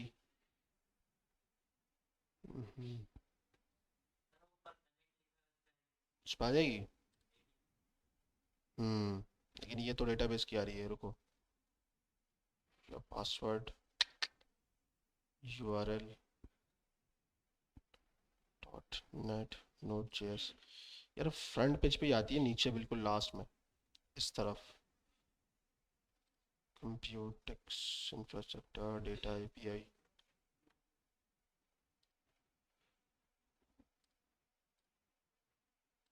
Project भी हमारा यही है, ऑर्गेनाइजेशन भी हमारी यही है, आनी तो यही चाहिए।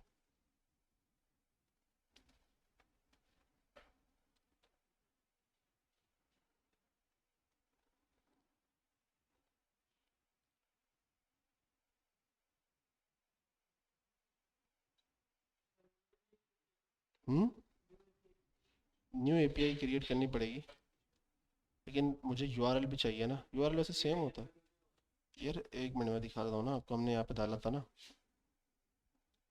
अरे एक मिनट मुझे देखने दो, सुपरबेस यूआरएल। हाँ देखो ना, ये HTTPS, उसके बाद हमारी प्रोजेक्ट की जो है ना ये आईडी है, उसके बाद सुपरबेस डॉट को, ठीक है। एक तो ये हमारे पास आ गई, जो कि हमें यहाँ से अभी मिल रहा था। प्रोजेक्ट सेटिंग, ठीक है, ये हमारे पास आ रहा है प्रोजेक्ट आईडी, सही है, बिल्कुल सेम है। HTTPS प्रोजेक्ट आईडी आ रही है आपके पास, सुपरबेस डॉट को, सही है। ये तो आपकी सुपरबेस यूआरएल आ गया। एपीआई की हम नई जनरेट कर लेते हैं, लेकिन यहाँ पे एपीआई की आनी चाहिए थी। मुझे नई क्यों बोल रहा है ये? पब्लिक आ रही है ना, ये यही है ना।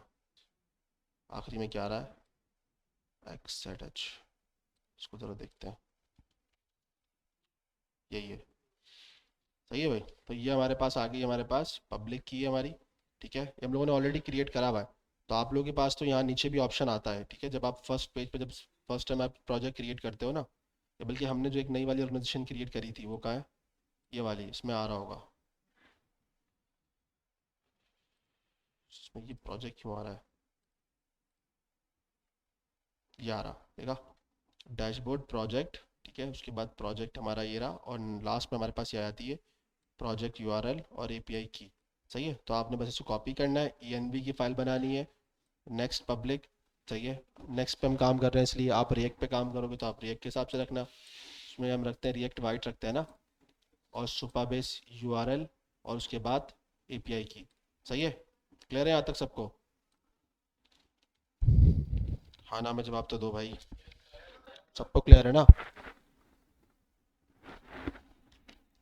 अच्छा, अब हमने जब एपीआई की वगैरह बना ली है, तो हम जिस तरह फायरबेस के अंदर क्लाइंट बनाते थे या फायरबेस डॉट जेएस बनाते थे, इसके अंदर भी बिल्कुल वैसे ही बनेगा, ठीक है। आप, ये सुपरबेस डॉट क्लाइंट मैंने बनाया हुआ है यहाँ पे, आप उस हिसाब से बनाना, और आप क्या करोगे, इंपोर्ट कर लोगे क्रिएट क्लाइंट को। सही है, क्लियर है ना यहाँ तक? तो मसला नहीं है आप लोगों को? नए वाले बच्चों से पूछ रहा हूँ मैं, आप सबको मसला तो नहीं है किसी चीज़ में? फिर सुपरबेस यूआरएल यहाँ पे एक इन्होंने, यानी कि हम लोगों ने वेरिएबल बनाया हुआ है, सही है, की आप डायरेक्ट यहाँ पे पास कर देना। तो क्रिएट क्लाइंट के अंदर दो चीज़ें जाएंगी, सही है, क्या जाएगी, पब्लिक की जाएगी आपकी एक सुपरबेस यूआरएल, और नेक्स्ट वाला आपके पास क्या है, सुपरबेस, सुपरबेस की ये जा रही है, सुपरबेस की, और आपके पास, और एक और चीज़ आ रही है ना, ये रहा यूआरएल और की, दोनों जा रहा है, सही है। तो पहले हमने पास कर दिया यूआरएल और की, उसके बाद हमने इसको क्या कर दिया, एक्सपोर्ट, बस सिंपल सा। तो अब आपके पास सुपरबेस का एक इन्वायरमेंट क्रिएट हो चुका है, अब आप सुपरबेस के थ्रू मल्टीपल वर्किंग कर सकते हो, ठीक है, क्लियर है यहाँ तक? अभी भी आवाज़ नहीं आ रही है, तब तो चले ना यार, क्लियर हो गया आपकी चीज़, तक हम आगे चलें। अच्छा, अब टेबल तो हमने यहाँ पे बना लिया है, ठीक है, डेटा के नाम से, यहाँ पे सारा डेटा आ रहा है, ठीक है। अच्छा, इसके अलावा आपके पास यहाँ पे एसक्यूएल एडिटर भी होता है, आप यहाँ पे भी जो है ना क्यूरी वगैरह लिख के चेक कर सकते हो, ठीक है। जैसे मैंने आपको कहा कि हमारे पास क्यूरी होती है सेलेक्ट डायरेक्ट फ्रॉम, हमारे पास टेबल का क्या नाम था, डेटा, टेबल का नाम डेटा है पक्का? अगर हम इस क्यूरी को रन करेंगे तो हमारे पास डेटा आ रहा है, ठीक है। अभी एक डेटा तो एक आ रहा है, स्टैटिक की वजह से ये होता है कि स्टैटिक सारा आ जाता है। अगर हम इसमें डिफाइन कर दें कॉलम, जैसे कि मुझे चाहिए नेम कॉमा जेंडर, तो सिर्फ वही आएगा डेटा, ठीक है। मैं रन करूंगा इसमें, तो मेरे पास क्या आ रहा है, अली का नेम और उसका जेंडर। तो एसक्यूएल क्यूरीज इस तरह काम करती है, वो हम आगे चल के देखेंगे, अगर हम डेटाबेस में हमें बैकएंड में अगर हमें टाइम बचेगा तो हम इसको देख लेंगे, वरना मुश्किल ही है मेरे हिसाब से, ठीक है, क्लियर है भाई? अच्छा, तो अब मैं आपको बता रहा था कि हमने ये सुपरबेस यहाँ बना ली है, अब हम सुपरबेस को कैसे यूज़ करते हैं इस पर देख लेते हैं। हमने ऑलरेडी प्रोजेक्ट क्रिएट किया हुआ था, आप उसको भी आर्किटेक्चर को छोड़ देना, अभी आपको सिर्फ ये समझना ही है कि चीज़ें कम काम कैसे कर रही हैं। सुपरबेस हमने कॉल किया कहाँ से, क्लाइंट से, ठीक है, सुपरबेस क्लाइंट, और एक फंक्शन बनाया हमने एसिंग, और इसको हमेशा अवेट लगाना पड़ेगा क्योंकि ये एपीआई रिक्वेस्ट है, याद रखना, ठीक है, क्लियर है ये बात? सुपरबेस डॉट फ्रॉम, बिल्कुल वही चीज़ है, कोई जो है ना इसमें कोई एक्स्ट्रा कोई चीज़ नहीं आ रही है। टेबल का नाम टू डू लिखा हुआ है यहाँ पे, ठीक है, हम टेबल का नाम चेंज कर देते हैं।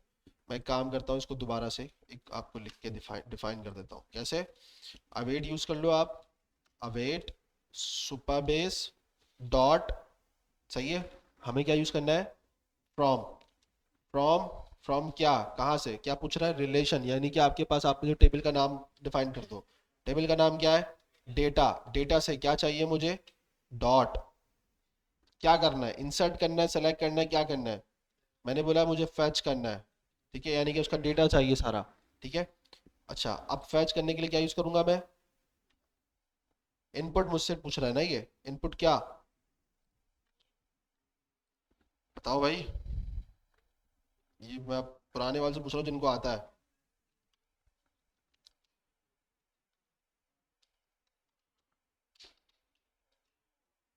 जल्दी बताओ। npm run tab। हाँ भाई हसन, डॉट सेलेक्ट आएगा। फैच डॉट सेलेक्ट, इसके बाद फैच नहीं आएगा, पक्का? देख लो, सेलेक्ट यूज होगा, फैच से काम नहीं होगा। शायद हो जाए, क्या मतलब है? चलो देखते हैं।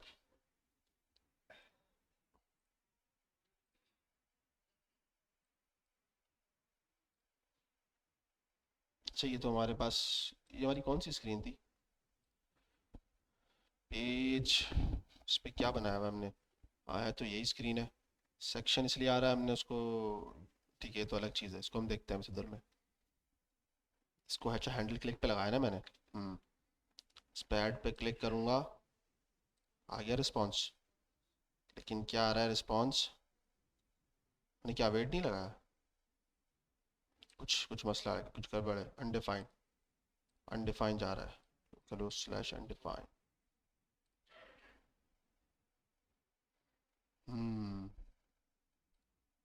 कुछ मसला आ रहा है।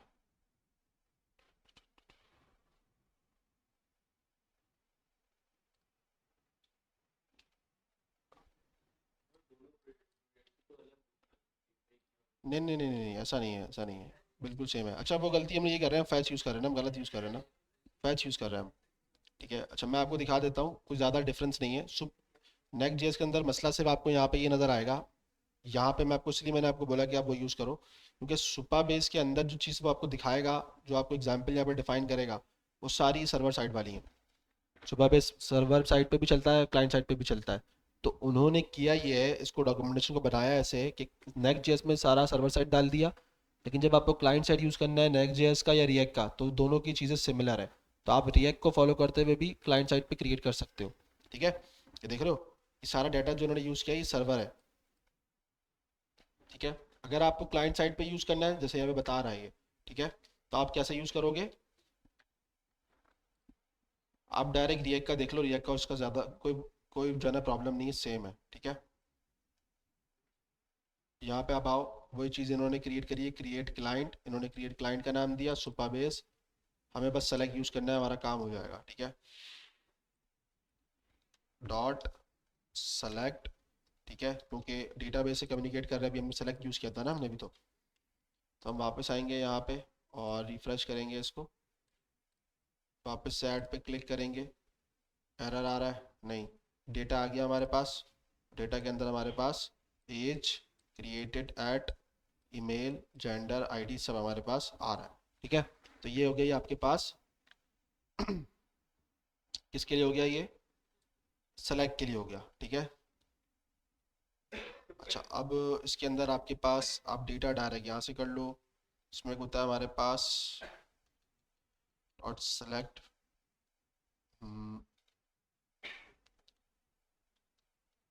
सेलेक्ट। ठीक है, दूसरा हमारे पास क्या होता है इसके अंदर?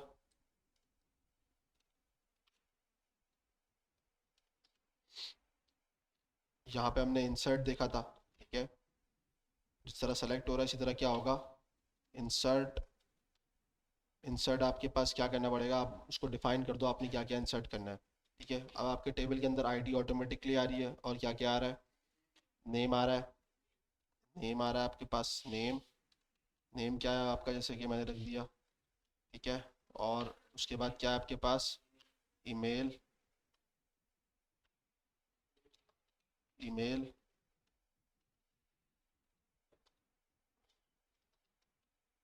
उसके बाद एज है आपके पास, एज नंबर है हमारे पास, है ना? ठीक है, और जेंडर, जेंडर हमारे पास है। और क्या है हमारे पास? हम्म, इसके अलावा क्या और हमारे पास? यही है। ठीक है, तो अब हम इसको रिस्पांस भेजेंगे। ठीक है, अब हमें इस इंसर्ट के बाद भी अगर सेलेक्ट करना है, यानी कि इंसर्ट भी हो जाए और सेलेक्ट भी हो जाए, तो हम सेलेक्ट यूज़ करेंगे। ठीक है, मैं आपको दिखाता हूँ। जैसे अगर मैं यहाँ पे फ़र्ज करूँ, यहाँ पे आता हूँ नेटवर्क के टैब में, और यहाँ पे हम ऐड पे क्लिक करेंगे। एक एपीआई रिक्वेस्ट गई हमारे पास डेटा की, जो कि हमारे पास आ गया, ये डेटा पेलोड में चला गया। ठीक है, और एलिमेंट में हम आए तो हमारे पास आ गया भाई स्टेटस 201, यानी कि आपके पास क्रिएट हो गया स्टेटस। ठीक है, अगर आपको सेलेक्ट करना है तो आप यहाँ पे भी सेलेक्ट यूज़ कर सकते हैं। ठीक है,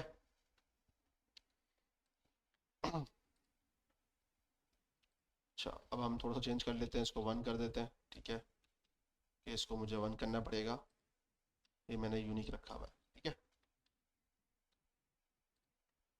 ऐड पे क्लिक करेंगे वापस से रिस्पॉन्स में, अब आपके पास एक एरे भी, वो जो आपको नया एरे है वो भी रिटर्न कर रहा है। सही है भाई, क्लियर है, सबको क्लियर है? ठीक है। चले आगे, बाकी आप डिलीट और अपडेट तो कर लेंगे ना फिर आप। फिर हम आगे चलते हैं इसके सुपर बेस के ऑथ की तरफ। ठीक है, अब जिस तरह हम लोगों ने फायर बेस का ऑथ यूज़ किया था, इस तरह सुपर बेस का भी अपना एक ऑथ होता है, आप उसको यूज़ करो। ठीक है, उसको भी यूज़ करना बहुत आसान है, कोई मुश्किल नहीं है। आप यहीं पे गाइडेंस पे आ जाओ। ठीक है, डॉक्स के ऊपर एंटर कर दो। ठीक है, ये आपसे पूछेगा डेटाबेस ऑथ, हमने कहा भाई हमें ऑथ करना है, हमने ऑथ पे क्लिक किया। अब वो आपसे पूछ रहा है भाई कौन सा ऑथ आपने यूज़ करना है। प्रोवाइडर भी आपके पास यहाँ पे है, और आपके पास विदाउट, आपके पास ईमेल और पासवर्ड की बेस पे भी है। हमने ईमेल और पासवर्ड भी किया है, प्रोवाइडर दोनों करे हुए हैं। ठीक है, मैं इसको थोड़ी देर के लिए, इसको मैं क्लोज कर देता हूँ। ठीक है, और हम लोगों ने कहाँ पे किया था वो वाला काम, हम लोगों ने किया था ऑथ के अंदर साइन अप के पेज के ऊपर, है ना? ठीक है, सुपरबेस ये रहा। अच्छा, तो हमने यहाँ पे किया था कि भाई सुपरबेस डॉट ऑथ, और दूसरा आपने क्या डिफाइन करना है उसको, साइन अप। सिंपल ये फंक्शन है, Supabase dot auth sign up. उसके अंदर आप अपनी डिटेल प्रोवाइड कर दो, आपको किस पेज पे साइन अप करना है, ईमेल, पासवर्ड, और कोई दूसरा ऑप्शन अगर आपने नाम वगैरह भेजना है तो आप उसको ऑप्शन के अंदर भेजोगे, क्योंकि हम सिर्फ दो चीज़ों में पास कर रहे हैं ना, ईमेल और पासवर्ड। ठीक है, क्लियर है बात, पक्का? मैं आपको दिखा देता हूँ, यहाँ पे हमने जो लास्ट टाइम ऑथ बनाया था ऑथेंटिकेशन के अंदर, हमारे पास दो चीज़ें आ रही हैं, एक ये आ रहा है और एक नीचे हमारे पास दो आ रहे हैं। इसमें हमने प्रोवाइडर यूज़ किया हुआ है, इसमें हमारा प्रोवाइडर कौन सा है, ईमेल। क्लियर है? अच्छा, अब मैं आपको यहाँ पे बस एक लॉगिन करके दिखा देता हूँ। प्रोवाइडर, गूगल प्रोवाइडर कब से अनपेड देता है? गूगल कभी भी आपको पेड नहीं देता। आप सुपर बेस को डायरेक्ट यूज़ कर रहे हो ना, तो उसने वो चीज़ खुद ही जो है ना सारी हैंडल करी हुई है। मैं आपको बताता हूँ, रुको, अभी हम प्रोवाइडर पे भी आएंगे ना। मैंने यहाँ पे बनाया हुआ है ये वाला फॉर्म। ठीक है, नेम, ईमेल, पासवर्ड, और नीचे हमने दो साइन अप रखे हुए थे, कंटिन्यू विद गिटहब और गूगल। अभी हम इजीली करेंगे इससे। ठीक है, इसको मैं हटा देता हूँ और इसको मैं एक ये वाली आईडी रख लेता हूँ। ठीक है, उससे क्या फ़र्क पड़ता है, कोई भी आईडी हो। और मैं यहाँ पे आता हूँ, इसको हटा देता हूँ, और मैंने शायद लॉक किया हुआ है, तो किया हुआ है ना हमने। साइन अप पे मैं क्लिक करूँगा तो इसने साइन अप की रिक्वेस्ट भेज दी है। ठीक है, ये 200 आया, सही है, ये सारा डाटा इसने भेज दिया। ठीक है, ईमेल आईडी वगैरह प्रीव्यू पे दिखा दिया इसने। डेटा के अंदर मेरे पास क्या आ रहा है, यूज़र। ठीक है, ईमेल वगैरह नाम सब कुछ चला गया। अब मैं यहाँ पे आता हूँ अपने इस डाटा के ऊपर, मैं इसको यहाँ से रिफ्रेश करूँगा तो मुझे यहाँ पे मिल गया। सही है, ये वाली आईडी भेजी थी ना हमने। हाँ, हमने फ़ोन नंबर वहाँ से नहीं भेजा, ये सब चीज़ें हमें ज़रूरत नहीं थी क्योंकि हम लोगों ने भेजा ही नहीं है। ठीक है, हमने सिर्फ क्या भेजा है, ईमेल और नेम। नेक्स्ट, हम लोगों ने क्या किया है, जब हमने साइन अप किया है तो फिर हमने उसको साइनिंग भी करना पड़ेगा, ऐसा ही है ना? साइनिंग वाला काम हमने किया था, साइनिंग वाला काम हम लोगों ने किया था, नहीं किया था, साइनिंग वाला हमने काम नहीं किया था। साइन अप वाला हमने काम किया था, साइनिंग वाला नहीं किया। चलो साइनिंग वाला भी हम देख लेते हैं थोड़ी देर में, लेकिन उसका भी बिल्कुल सेम है, Supabase dot auth dot sign up की जगह आप साइनिंग कर दोगे और अपना ईमेल और पासवर्ड यहाँ पे भेज दोगे, बस वो साइनिंग कर लेगा। बस और कुछ नहीं है। ठीक है भाई। अच्छा, अब साइन अप का एक वे ये हो गया, दूसरा वे हो गया आपका गूगल का। ठीक है। अच्छा, अब गूगल से साइन अप करने के लिए पहले कुछ आपको सेटिंग्स की कॉन्फ़िगरेशंस करनी पड़ेंगी। ठीक है। लास्ट क्लास में हम लोगों ने देखा था कि हम लोग गूगल पे कैसे कॉन्फ़िगरेशन करते हैं। पहले तो आप ये करो कि चले जाओ गूगल कंसोल पे। ठीक है। यहाँ पे कंसोल लिखा हुआ आ रहा है, आपकी आईडी होगी, लॉगिन होगी ना, उस पर आप कंसोल पे चले जाओगे।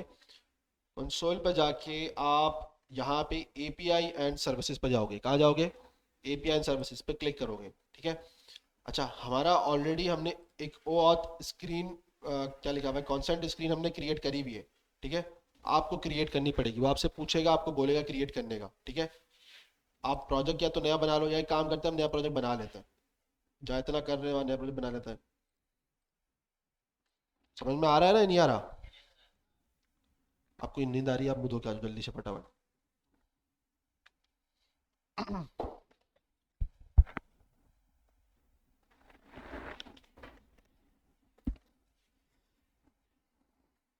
अच्छा, तो ये चीज़ भी कोई इतनी रॉकेट साइंस नहीं है, डॉक्यूमेंटेशन में मेंशन है सब चीज़ें। वापस आते हैं डॉक्यूमेंटेशन की तरफ। हमने जो भी पढ़ना है, जो भी करना है, कहाँ से करना है? डॉक से करना है। मैं कोई जो है ना आसमान से फरिश्ता नहीं उतरा हूँ, मुझे भी डॉक से ही आता है। आप, वरना मुझे भी कुछ नहीं आता सिंपली। मुझे डॉक्स पढ़नी आती है बस, एक ये अच्छा एडवांटेज है मेरे पास। अच्छा, तो हम लोग ऑथ पे खड़े हुए हैं और ये लिखा हुआ है डॉक्स गाइड्स ऑथ। इस पे हम आएंगे। ईमेल पे हम देख चुके हैं ऑलरेडी, हमें कहाँ जाना है? Social login. सही है। सोशल लॉगिन पे हम आएंगे। पहला हमारे पास कौन सा आ रहा है? गूगल। हम गूगल पे आ गए। ठीक है। तो आपको सब कुछ ये सारी चीजें यहीं पे मेंशन कर रहा है। अब ये बोला you need to do some steps to get started with signing with Google. वही वाली बात बोली इसने, बोला कहाँ चले जाओ भाई? Google project, go to Google Cloud Platform, create a new project if necessary. ठीक है। हम वही काम कर रहे हैं, क्या कर रहे हैं? प्रोजेक्ट नया क्रिएट करेंगे। यहाँ पे मैं आऊंगा, यहाँ पे मेरे पास ऑलरेडी नए प्रोजेक्ट बने हुए, मैं क्या करूंगा? New project. सही है। New project. अच्छा, ये ज़्यादा हो गया काफ़ी, मुझे डिलीट करने पड़ेंगे सारे प्रोजेक्ट। कौन से डिलीट करें? डिलीट कैसे होते हैं? यहाँ से होते हैं ये, प्रोजेक्ट सेटिंग्स के अंदर कहीं ऑप्शन आ रहा है? आ रहा है? क्या नज़र आया तो बताना ज़रा, मुझे नज़र नहीं आ रहा है। शट डाउन, सही। प्रोजेक्ट आईडी कहाँ से लाया?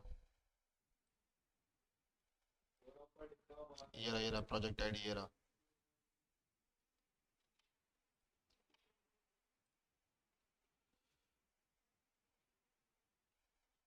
ओके, ठीक है भाई, ये क्रिएट हो गया। वापस बैक, बैक। एक प्रोजेक्ट क्रिएट हो गया, वापस से न्यू प्रोजेक्ट क्रिएट करते हैं।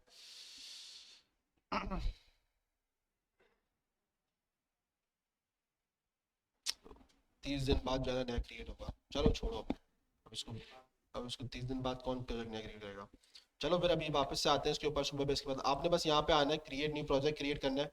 आपका प्रोजेक्ट नया क्रिएट हो जाएगा, बस और कुछ नहीं करना। एपीआई एंड सर्विस के अंदर आपने आना है। ठीक है।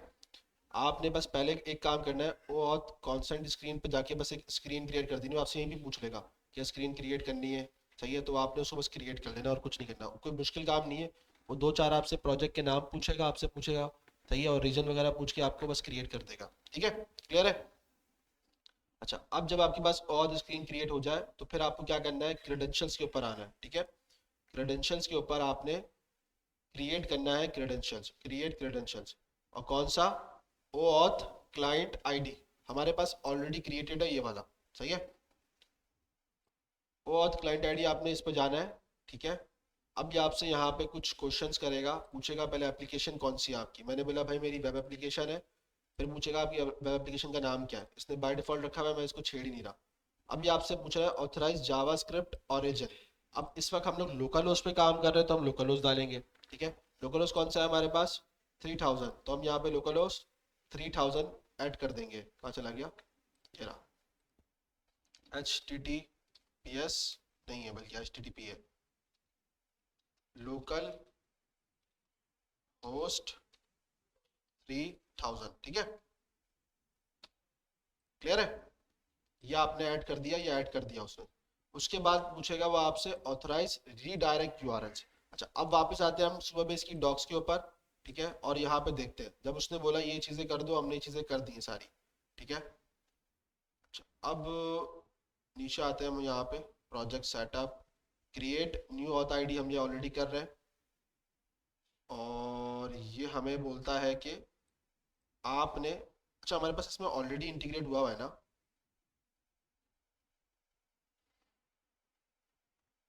उसको जूम आउट करने में थोड़ा सा मुझे, साइनिंग विथ ऑथ, ठीक है। यहाँ से एक जो है ना बार ओपन होता है, वो हो नहीं रहा है, वहाँ पे हमें इसको सेटअप करना होगा, ठीक है। अगर वो यहाँ नहीं हो रहा है तो उसका मतलब है कि मुझे यहाँ पर जाना पड़ेगा, सिस्टम अकाउंट प्रेफरेंस, नहीं,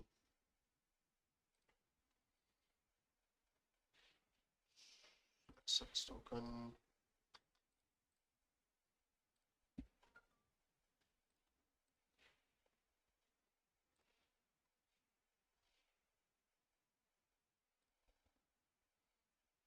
प्रोजेक्ट सेटिंग के अंदर हम जाएंगे या ऑथेंटिकेशन के अंदर हम आ जाते हैं यहाँ पे, और यहाँ पे ऑथ एप्स आ रही हैं, ठीक है। तो हमने ऑथ सर्वर सेटिंग, सर्वर नहीं चाहिए हमें, साइनिंग विद प्रोवाइडर, ठीक है, साइनिंग विद प्रोवाइडर, और यहाँ पे हम आएंगे, हमारा कहाँ है जीमेल, ठीक है, ये गूगल आ रहा है। आप यहाँ पे ऑथ पे आओगे और कॉन्फ़िगरेशन के अंदर साइनिंग विद प्रोवाइडर, कौन सा, जीमेल हमारे पास ऑलरेडी हुआ है। हम यहाँ पे क्लिक करेंगे तो हमारे पास ये बार आ जाएगा, जिसमें हमें यहाँ क्लाइंट आईडी और क्लाइंट सीक्रेट डालना होगा, सही है। इस वक्त अगर मैं यहाँ पे क्लाइंट आईडी यहाँ चेंज करूँगा, मैं यहाँ पे क्लिक करूँगा ऐड ऑथराइज रीडायरेक्ट यूआरएल्स। अच्छा, अब ये यूआरएल रीडायरेक्ट क्या होता है, ये आप लोगों ने फायरबेस में करा ही नहीं होगा कभी भी, क्योंकि फायरबेस ऑलरेडी गूगल का पार्ट है, तो वो आपसे काम करवाता ही नहीं है, सही है ना। आप तो वहाँ से बस क्लिक करते हो, आपका काम हो जाता है, ठीक है। वहाँ पे आपको जो है ना कहाँ पे डालना पड़ता है, गिटहब से करना पड़ता है ना, लेकिन वहाँ पे गूगल पे आपको ये काम नहीं करना पड़ता, क्योंकि गूगल उसका ऑटोमेटिकली अपना है, सही है। तो आपको बस यहाँ पे, आप चूंकि फायर इसको सुपरबेस यूज कर रहे हो तो वो आपको देता है कॉल बैक यूआरएल, ठीक है। आपको बस यहाँ से कॉपी करना है और उसको लाके यहाँ पे पेस्ट कर देना है, ठीक है। ये कॉल बैक यूआरएल बेसिकली, ये एक कॉल बैक का तो मतलब पता है ना आपको, फंक्शन वाला हिसाब किताब, बिल्कुल कोई कॉल बैक है। ये क्या करता है, आपको एरर्स वगैरह आएंगे, कोई इश्यूज आएंगे तो ये डायरेक्ट करेगा, रीडायरेक्ट पे गेम खेलेगा, क्योंकि जब लॉग इन करोगे तो आपके पास गूगल की अचानक से स्क्रीन आएगी, तो वो आप क्रिएट नहीं करते हो, वो गूगल ने क्रिएट करी हुई है, लेकिन गूगल आपको एक्सेस नहीं दे रहा, सुपरबेस के थ्रू आपको एक्सेस दे रहा है काम करने का, ठीक है। तो आपने यहाँ पे यही चीज यूज करनी पड़ेगी, बिल्कुल सेम, क्लियर है।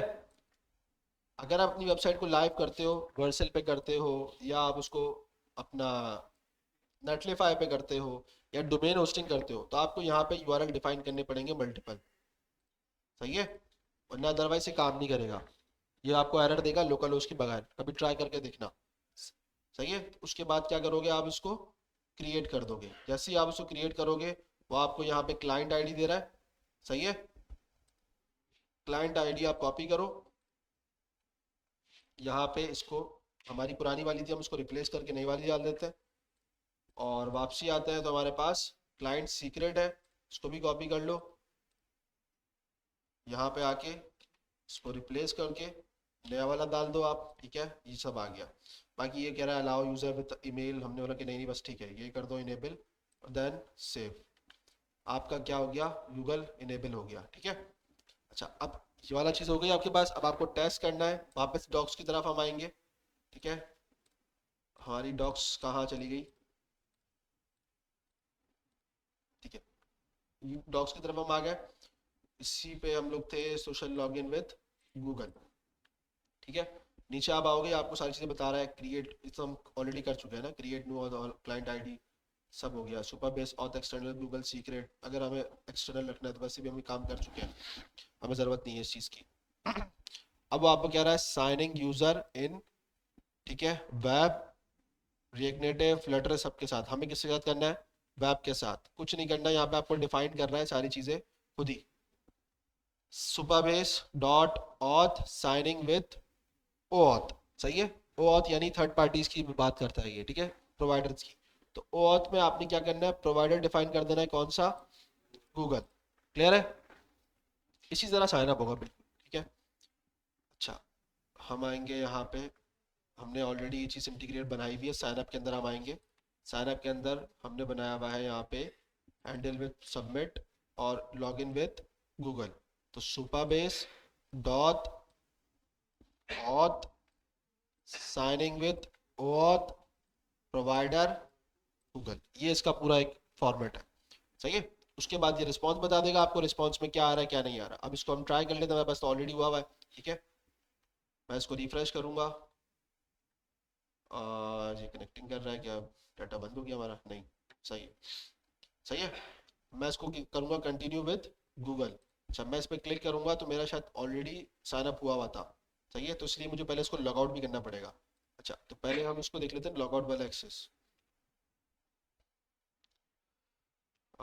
इसी के साथ मैं एक लॉग आउट वाला बटन बना देता हूँ, ठीक है। तो साइन अप का फॉर्म है हमारा, पेज का फॉर्म है यहाँ पे, इसी बटन के साथ, ठीक है। हमने टेलविंड यूज किया था इसमें, है ना। इसको दूर दूर करने के लिए जस्टिफाई सेंटर बिटवीन कर देंगे, ठीक है। और इसको नाम दे देते हैं हम लॉग आउट, ठीक है। हैंडल लॉग आउट, सही है। हैंडल लॉग आउट पे हम आएंगे और हम यहाँ पे बटन बना लेते हैं, const handle log out equal to 0। Sync await, ठीक है। लॉग आउट करने के लिए क्या करेंगे? Supabase dot auth dot auth log out है क्या, मैं भूल गया, साइन आउट, ठीक है। तो वो ऑटोमेटिकली साइन आउट कर देगा। वापस आते हैं, अब जब साइन आउट हमारे पास हो जाएगा, पहले तो हम इसको अवेट लगाएंगे, ठीक है। और लिखेंगे const const equal to response, सही है। रिस्पॉन्स में चेक कर लेते हैं हमारे पास क्या आएगा, फिर हम उसको हिसाब से मैनेज कर लेंगे, ठीक है। रिस्पॉन्स,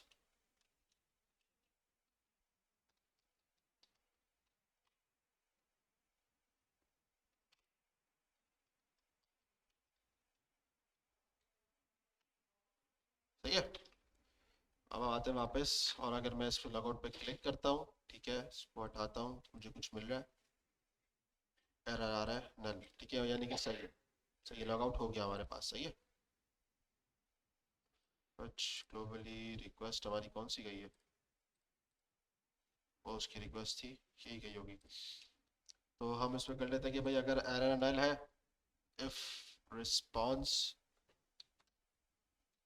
रिस्पॉन्स डॉट एरर, अगर नल है तो हम क्या कर देंगे, उसको रीडायरेक्ट कर देंगे, है ना। साइन अप पेज पर रीडायरेक्ट कर देंगे ना इसको हम। तो इसमें हम क्या करेंगे, रीडायरेक्ट के लिए हमने क्या यूज़ किया था साइज में? लिंक है ना। नहीं नहीं, लिंक थोड़ी यूज़ करी थी, नेविगेट, नेविगेटर था इसके अंदर, लेकिन वो साइन अप पे हमने रखा था यूज नेविगेट। यूज नेविगेट था, नहीं था, बताना पड़ेगा। Const navigate equal to use, use navigate नहीं है, नेक्स्ट में काम कर रहे हैं ना। नेविगेट नहीं था यार, क्या था, एक तो ये बड़ा मसला है, नेक्स्ट और ये एक साथ कर लो ना, कंफ्यूजन हो जाती है। एक्स यूज नेविगेट नहीं है, नेविगेट है।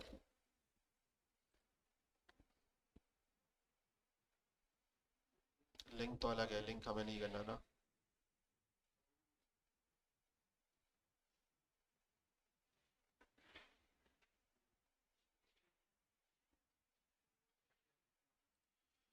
यूज राउटर है, use param, use search params, use router, use router है क्या हमारे पास, path name, use search params, navigate. एक काम करते हैं ना, मुझे भी इस वक्त याद नहीं आ रहा, देखते हैं क्या है। इंपोर्ट फ्रॉम नेक्स्ट नेविगेशन, इसके अंदर ये जो भी है, use params, use path name, use router, use select, use router ही है यार, तुम लोग मुझे कंफ्यूज कर रहे हो। कॉपी क्यों नहीं कर रहा, कंट्रोल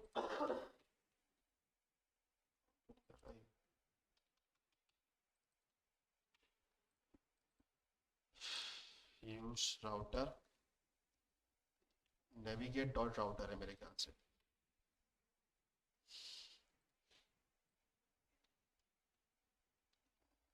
नेविगेट डॉट, नहीं नेविगेट डॉट,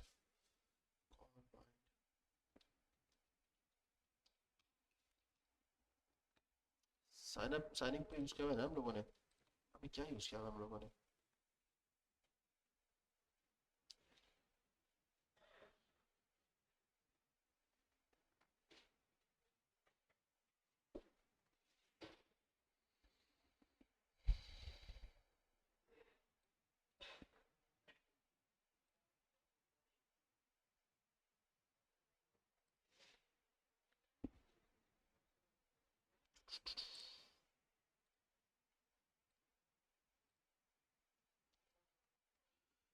यूज नेविगेट में यूज राउटर नहीं है, राउटर में क्या है, नेविगेट, वापस आते हैं क्लाइंट के ऊपर, राउटर डॉट फंक्शन है ये, नेविगेट डॉट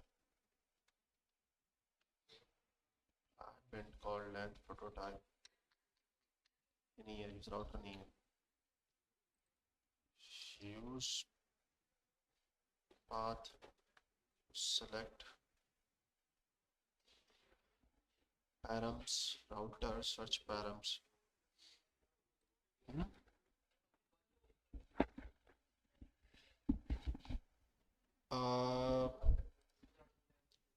यूज राउटर के आगे फंक्शन कॉल होगा, हाँ ये ना, मिस्टेक करी हुई, थैंक यू यार।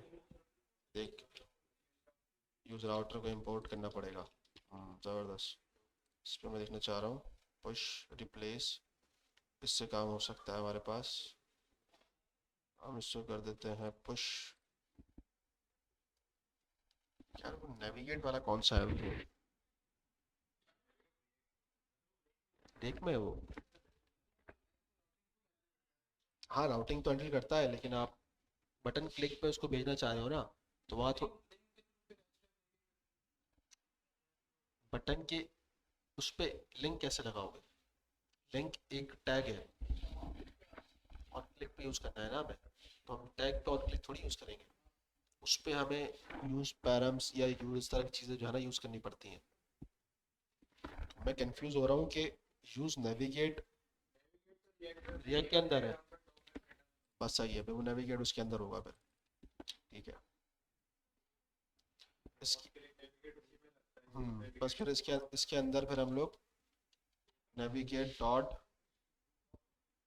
फॉरवर्ड पुश होता है, आई थिंक एच रेफ आ रहा है ना ये, स्लैश साइन अप है ना, ये है ना हमारे पास। अब इसको ट्राई करते हैं ज़रा, ये वही काम है, हाँ, ये ज़बरदस्त। कन्फ्यूजन होगा इसके अंदर हमें, खैर है, ये होता रहता है जब आप रिएक्ट और नेक्स्ट जब एक साथ करो ना, फिर ये आपका दिमाग ऐसे ही काम करता है फिर। लिंक एच में कभी टू लगाना पड़ता है, कभी एच लगाना पड़ता है। चलो भाई, ये तो काम कर रहा है हमारे पास, ठीक है। अब हम साइन कंटिन्यू विद गूगल पे क्लिक करेंगे, या मैं गूगल जो है ना स्क्रीन पे लेके जाएगा, तो डायरेक्ट लेके जा रहा है। सेक्शन एक्सपायर क्यों नहीं हो रहा इसका? जब मैं यहाँ लॉग आउट कर रहा हूँ तो उसको एक सेक्शन एक्सपायर करना चाहिए। एक काम करते हैं, इसने लोकल स्टोरेज में सेव किया हुआ होगा, इसको क्लियर साइड कर देते हैं। दोबारा ट्राई करते हैं, continue with Google.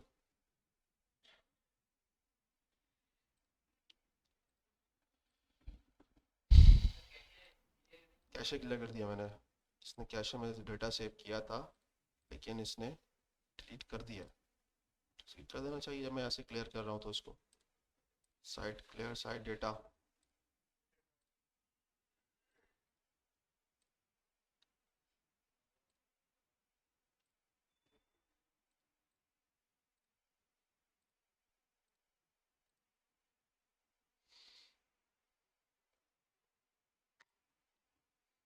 Empty cache and hard reload भी हमने कर लिया है। कंटिन्यू विद गिटहब भी करके देखते हैं, चलो एटलीस्ट इससे तो जाए। EBS टोकन आ रहा है। Continue with Google.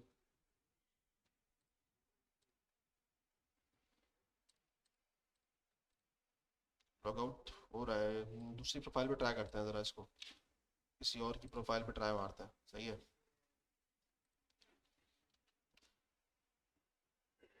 ठीक है, यहाँ पे ट्राई मारते हैं हम और कंटिन्यू विद गूगल करेंगे हम।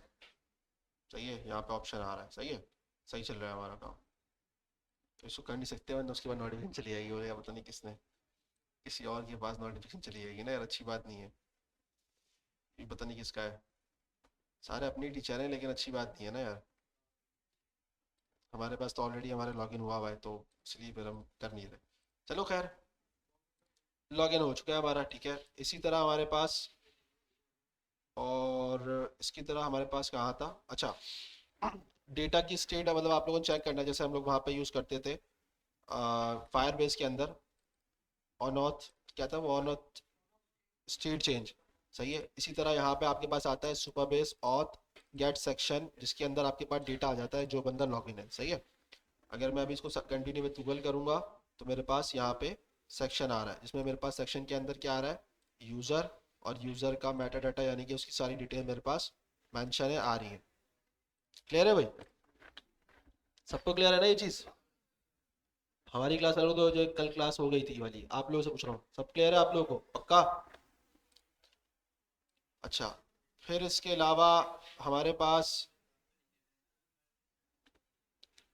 साइन अप के अंदर ही हम लोगों ने, जिस तरह हम लोगों ने गूगल लॉगिन किया था, बातें नहीं करो भाई, इधर देख लो, गूगल लॉगिन किया था, इसी तरह गिटअप भी हम लोगों ने किया था। सही है, गिटअप का भी यही है कि आप यहाँ पे आओगे, यहाँ पे बस आप गिटअप पे आ जाओ, ये आपको बताएगा आपको क्या करना है, create and configure GitHub auth app on GitHub. सही है, तो गिटहब के अंदर क्या था, GitHub slash settings slash developers, ठीक है, ये इसका राउट है। आप अपने हिसाब से, आप लोग का लॉगिन होगा तो आपके भाई राउट आ जाएगा। सही है, ये हमारी सुपरबेस की OAuth की एप्लीकेशन थी, हमने क्रिएट करी थी। कौन बात कर रहा है ये, इसको ज़रा इस पर देख लो भाई। न्यू OAuth ऐप पे आप जाओगे, ठीक है, और एप्लीकेशन का नाम, होम पेज URL जो आपको डिफाइन करना है, जहाँ पर रिडायरेक्ट कर दे वो, और उसके बाद यहीं पर बिल्कुल सेम होगा ऑथराइजेशन कॉल बैक URL, और बिल्कुल सेम प्रोसेस है जैसे हमने यहाँ पे किया। ठीक है, साइनिंग प्रोवाइडर पे वापस जाएंगे हम। यहाँ पे हमारे पास गिटअप भी इनेबल हुआ हुआ है। इसके अंदर क्या है, क्लाइंट आईडी, क्लाइंट सीक्रेट और call back URL। Client ID client secret आपको दोबारा इसको क्रिएट करते हुए मिल जाएगी। सही है, तो उसको दोबारा हम क्रिएट नहीं कर रहे, गूगल से आपको अंडरस्टैंडिंग इस चीज़ की हो गई है। क्लियर है ये चीज़, पक्का फाइनल है ना भाई? अब ये जो नए आए हुए हैं, ज़रा इनसे पूछना चाहेंगे भाई, आपको समझ में आया सुपर बेस में? थोड़ा बहुत क्या समझ में आया? प्रैक्टिस तो करनी पड़ेगी, ये तो मैं अपने वालों को भी बोलता हूँ। अपने वाले के आज आज भी मतलब अब तो आप भी हमारे अपने वाले हो गए। सही है, लेकिन ये कि ये जो दूसरे वाले हैं ना, ये बड़े प्रैक्टिस कम करते हैं। झूठ बोल रहा हूँ मैं, है नवाज, झूठ बोल रहा हूँ मैं? सच बोल रहा हूँ ना मैं यार। ठीक है, तो आप लोग प्रैक्टिस कम करते हैं, ज्यादा ही तो पता चल जाएगा। ठीक है, प्रैक्टिस तो देखो करनी पड़ेगी आप लोगों को। अभी सीन ये होगा कि हो सकता है नेक्स्ट वीक में आपका हैकेथॉन वो रखें। ठीक है, तो नेक्स्ट वीक में आपका चीज़ें कंप्लीट तो नहीं होंगी, ओ नेक्स्ट वीक बोल रहा हूँ, नेक्स्ट मंथ के अंदर। नेक्स्ट मंथ, हाँ एग्जैक्टली। जो अंदाज़ा है तो मैं उसको उनसे बात करूंगा, टेंशन नहीं लो। फिर हो सकता है आपका होगा, जनवरी हमारा शुरू होगा ना, फिर जनवरी में फिर आपका होगा फिर। तो 2 महीने आपके पास होंगे, तो प्रैक्टिस कर लेना हैकेथॉन की। आप लोगों ने हैकेथॉन दिया है ना? मिनी हैकेथॉन की बात कर रहा हूँ। हाँ, फ्रंट एंड के दिया ना आप लोगों ने। तो इन्होंने भी, हमारे वालों ने भी मिनी दिया हुआ है।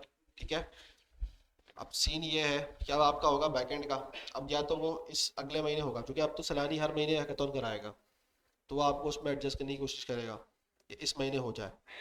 हाँ बिल्कुल फाइनल, लेकिन मैं मना कर दूंगा उनको, और मैं उनको फिर नेक्स्ट मंथ यानी जनवरी में फिर आपको लेके चला जाऊंगा, कोशिश करता हूँ मैं। ठीक है, हाँ फाइनल, बिल्कुल फाइनल हैकेथॉन। क्या कर रहे हैं, ये तो होगा। दिसंबर में करा दें?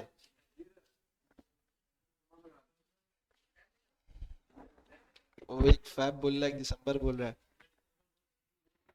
दिसंबर जल्दी है ना?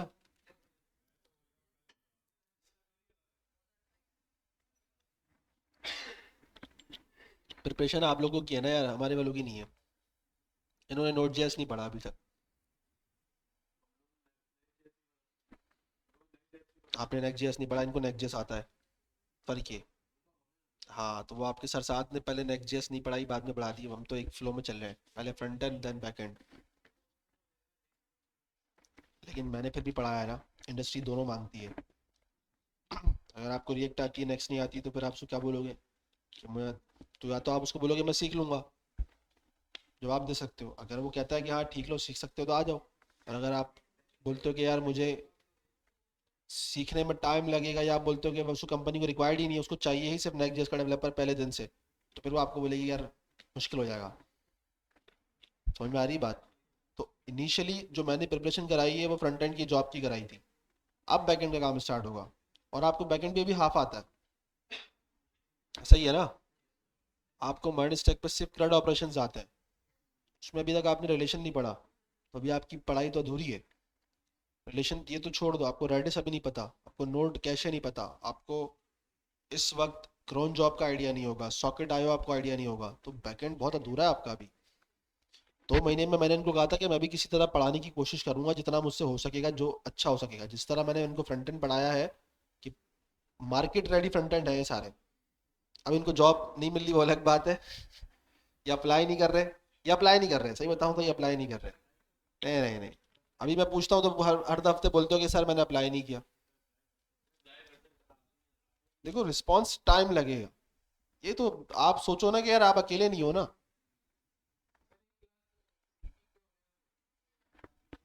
सीवी से मुराद किस तरह चाहिए, चलो मैं अभी बता देता हूँ आपको।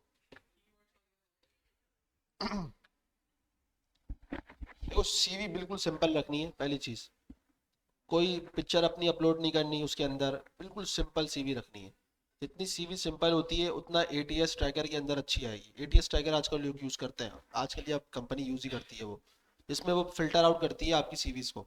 ठीक है, एटीएस चेकर। ठीक है, रिज्यूम चेकर। अब यहाँ पे आपके रिज्यूमे डाल के चेक करके बताता है कि आपके रिज्यूमे में क्या मसला है क्या नहीं है। ठीक है, अब नॉर्मली क्या होता है, इसकी अपनी एक पॉलिसीज है कि ये क्या क्या चेक करेगा। सही है, तो जिस भी जितनी सिंपल हो, जितनी अच्छी हो, अच्छी से मुराद ये कि बिल्कुल ज़्यादा आपने उसमें कोई ऊटपटांग चीज़ें नहीं डाली हुई हो, तो उतना अच्छा वो ये जो है ना अच्छा रिस्पॉन्स देगा। आप लोगों ने शायद देखा होगा इंटरनेट के ऊपर,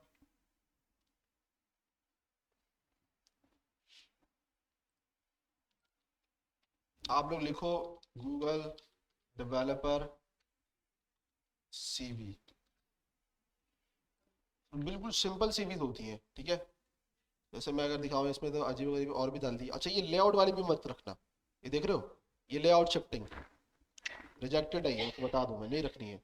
सिंपल सीवी एक पेज के अंदर रखो, ये देख लो।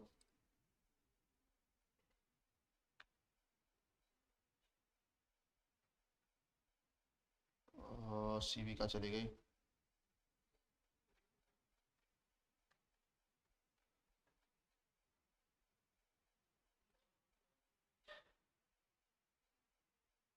इमेज ही है ना, लिंक है। चलो इसको ऐसे ही देख लो ना यहाँ पे, ठीक है। यहाँ पे नाम आ गया, आपका एड्रेस, फोन नंबर वगैरह, आपकी पोजीशन। अब पोजीशन देखो क्या रखनी है। अगर आप मर्ज स्टैक डेवलपर हो तो 3 सीवी बनाओ, front end, back and, merge stack, तीनों की सीवी बनानी है। जो रिक्वायरमेंट है ना वो सीवी भेजनी है। रेज्यूमे और सीवी एक ही बात कर रहा हूँ मैं, एक ही बात, दोनों सेम चीजों में कंसिडर होता है, ठीक है।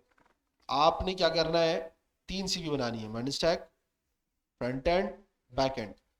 बैकएंड के अंदर बैकएंड के प्रोजेक्ट डालो, डिफाइन करो। फ्रंट एंड के अंदर फ्रंट एंड की प्रोजेक्ट डिफाइन करो। मर्ज स्टैक के अंदर दोनों से बने हुए प्रोजेक्ट डिफाइन करो। फ्रंट एंड की जॉब आएगी, मर्ज स्टैक किसी भी मत भेजना, क्योंकि वो समझते हैं कि यार ये ओवर क्वालिफाइड है, तो उस चीज में भी वो अक्सर रिजेक्ट कर देंगे, ठीक है। क्योंकि भाई आएगा, पैसे ज्यादा मांगेगा, छोड़ो, सीवी देखते ही नहीं है।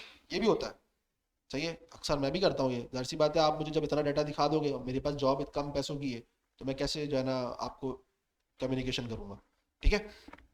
तो फ्रंट एंड आता है, जॉब पोस्ट देखो ना कैसी है, सही है। इसी तरह जो है ना आप लोग ईमेल टेम्पलेट भी लिखवा लो चैट जीपीटी से, सब यूज करते हैं, आप भी यूज करोगे।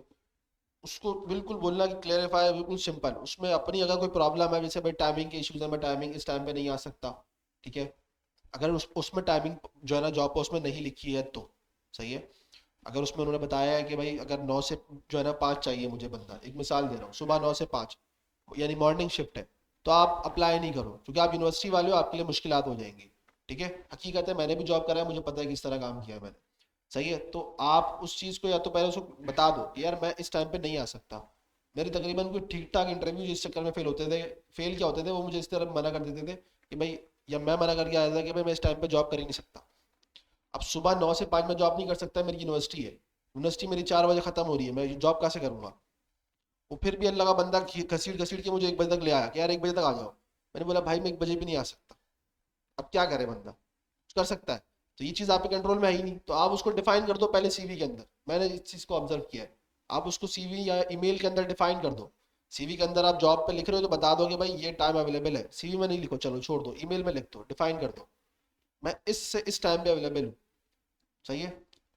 ताकि उसका भी टाइम वेस्ट ना हो ना आपका वेस्ट हो। भैया आपको डीएचए में बुला लिया, आप रहते हो मलीर में, आप गुर्बत के मारे या कह लो या जॉब के मारे आप पहुंच गए भाई, सही है। हर कोई जाता है भाई, जाहिर सी बात है, जॉब मिलेगी आपको तो इनिशियली चाहिए भी है, ज़रूरत भी है, आपको जो है ना एक्सपीरियंस चाहिए। आप चले गए डीएचए, भाग दौड़ करके बाइक चलाते हुए पहुंच गए, 1 घंटा आपको पहुंचने में लगा।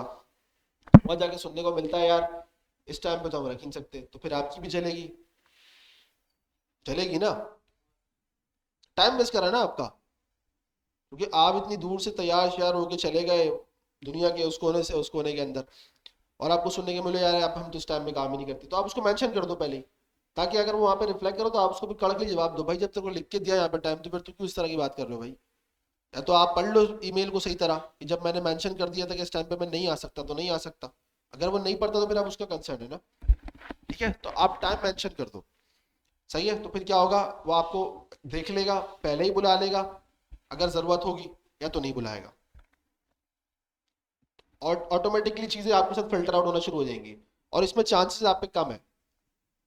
रीजन यही है कि मेनली कंपनीज 9 से 5 काम कर रही है, या तो नाइट शिफ्ट कर रही है।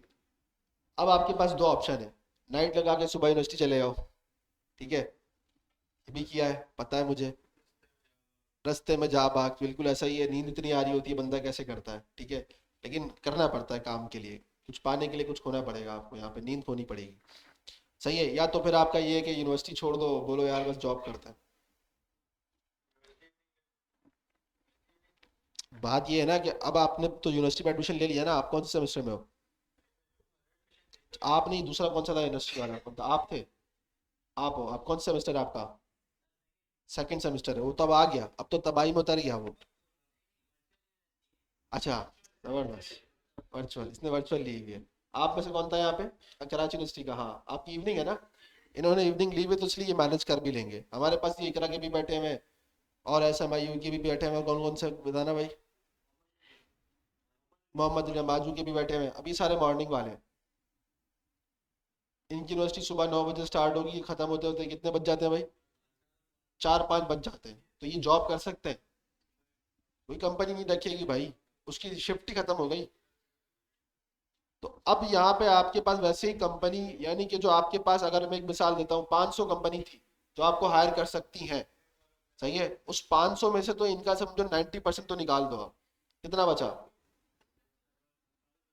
500 का 90 कितना बचा? 50 बचा।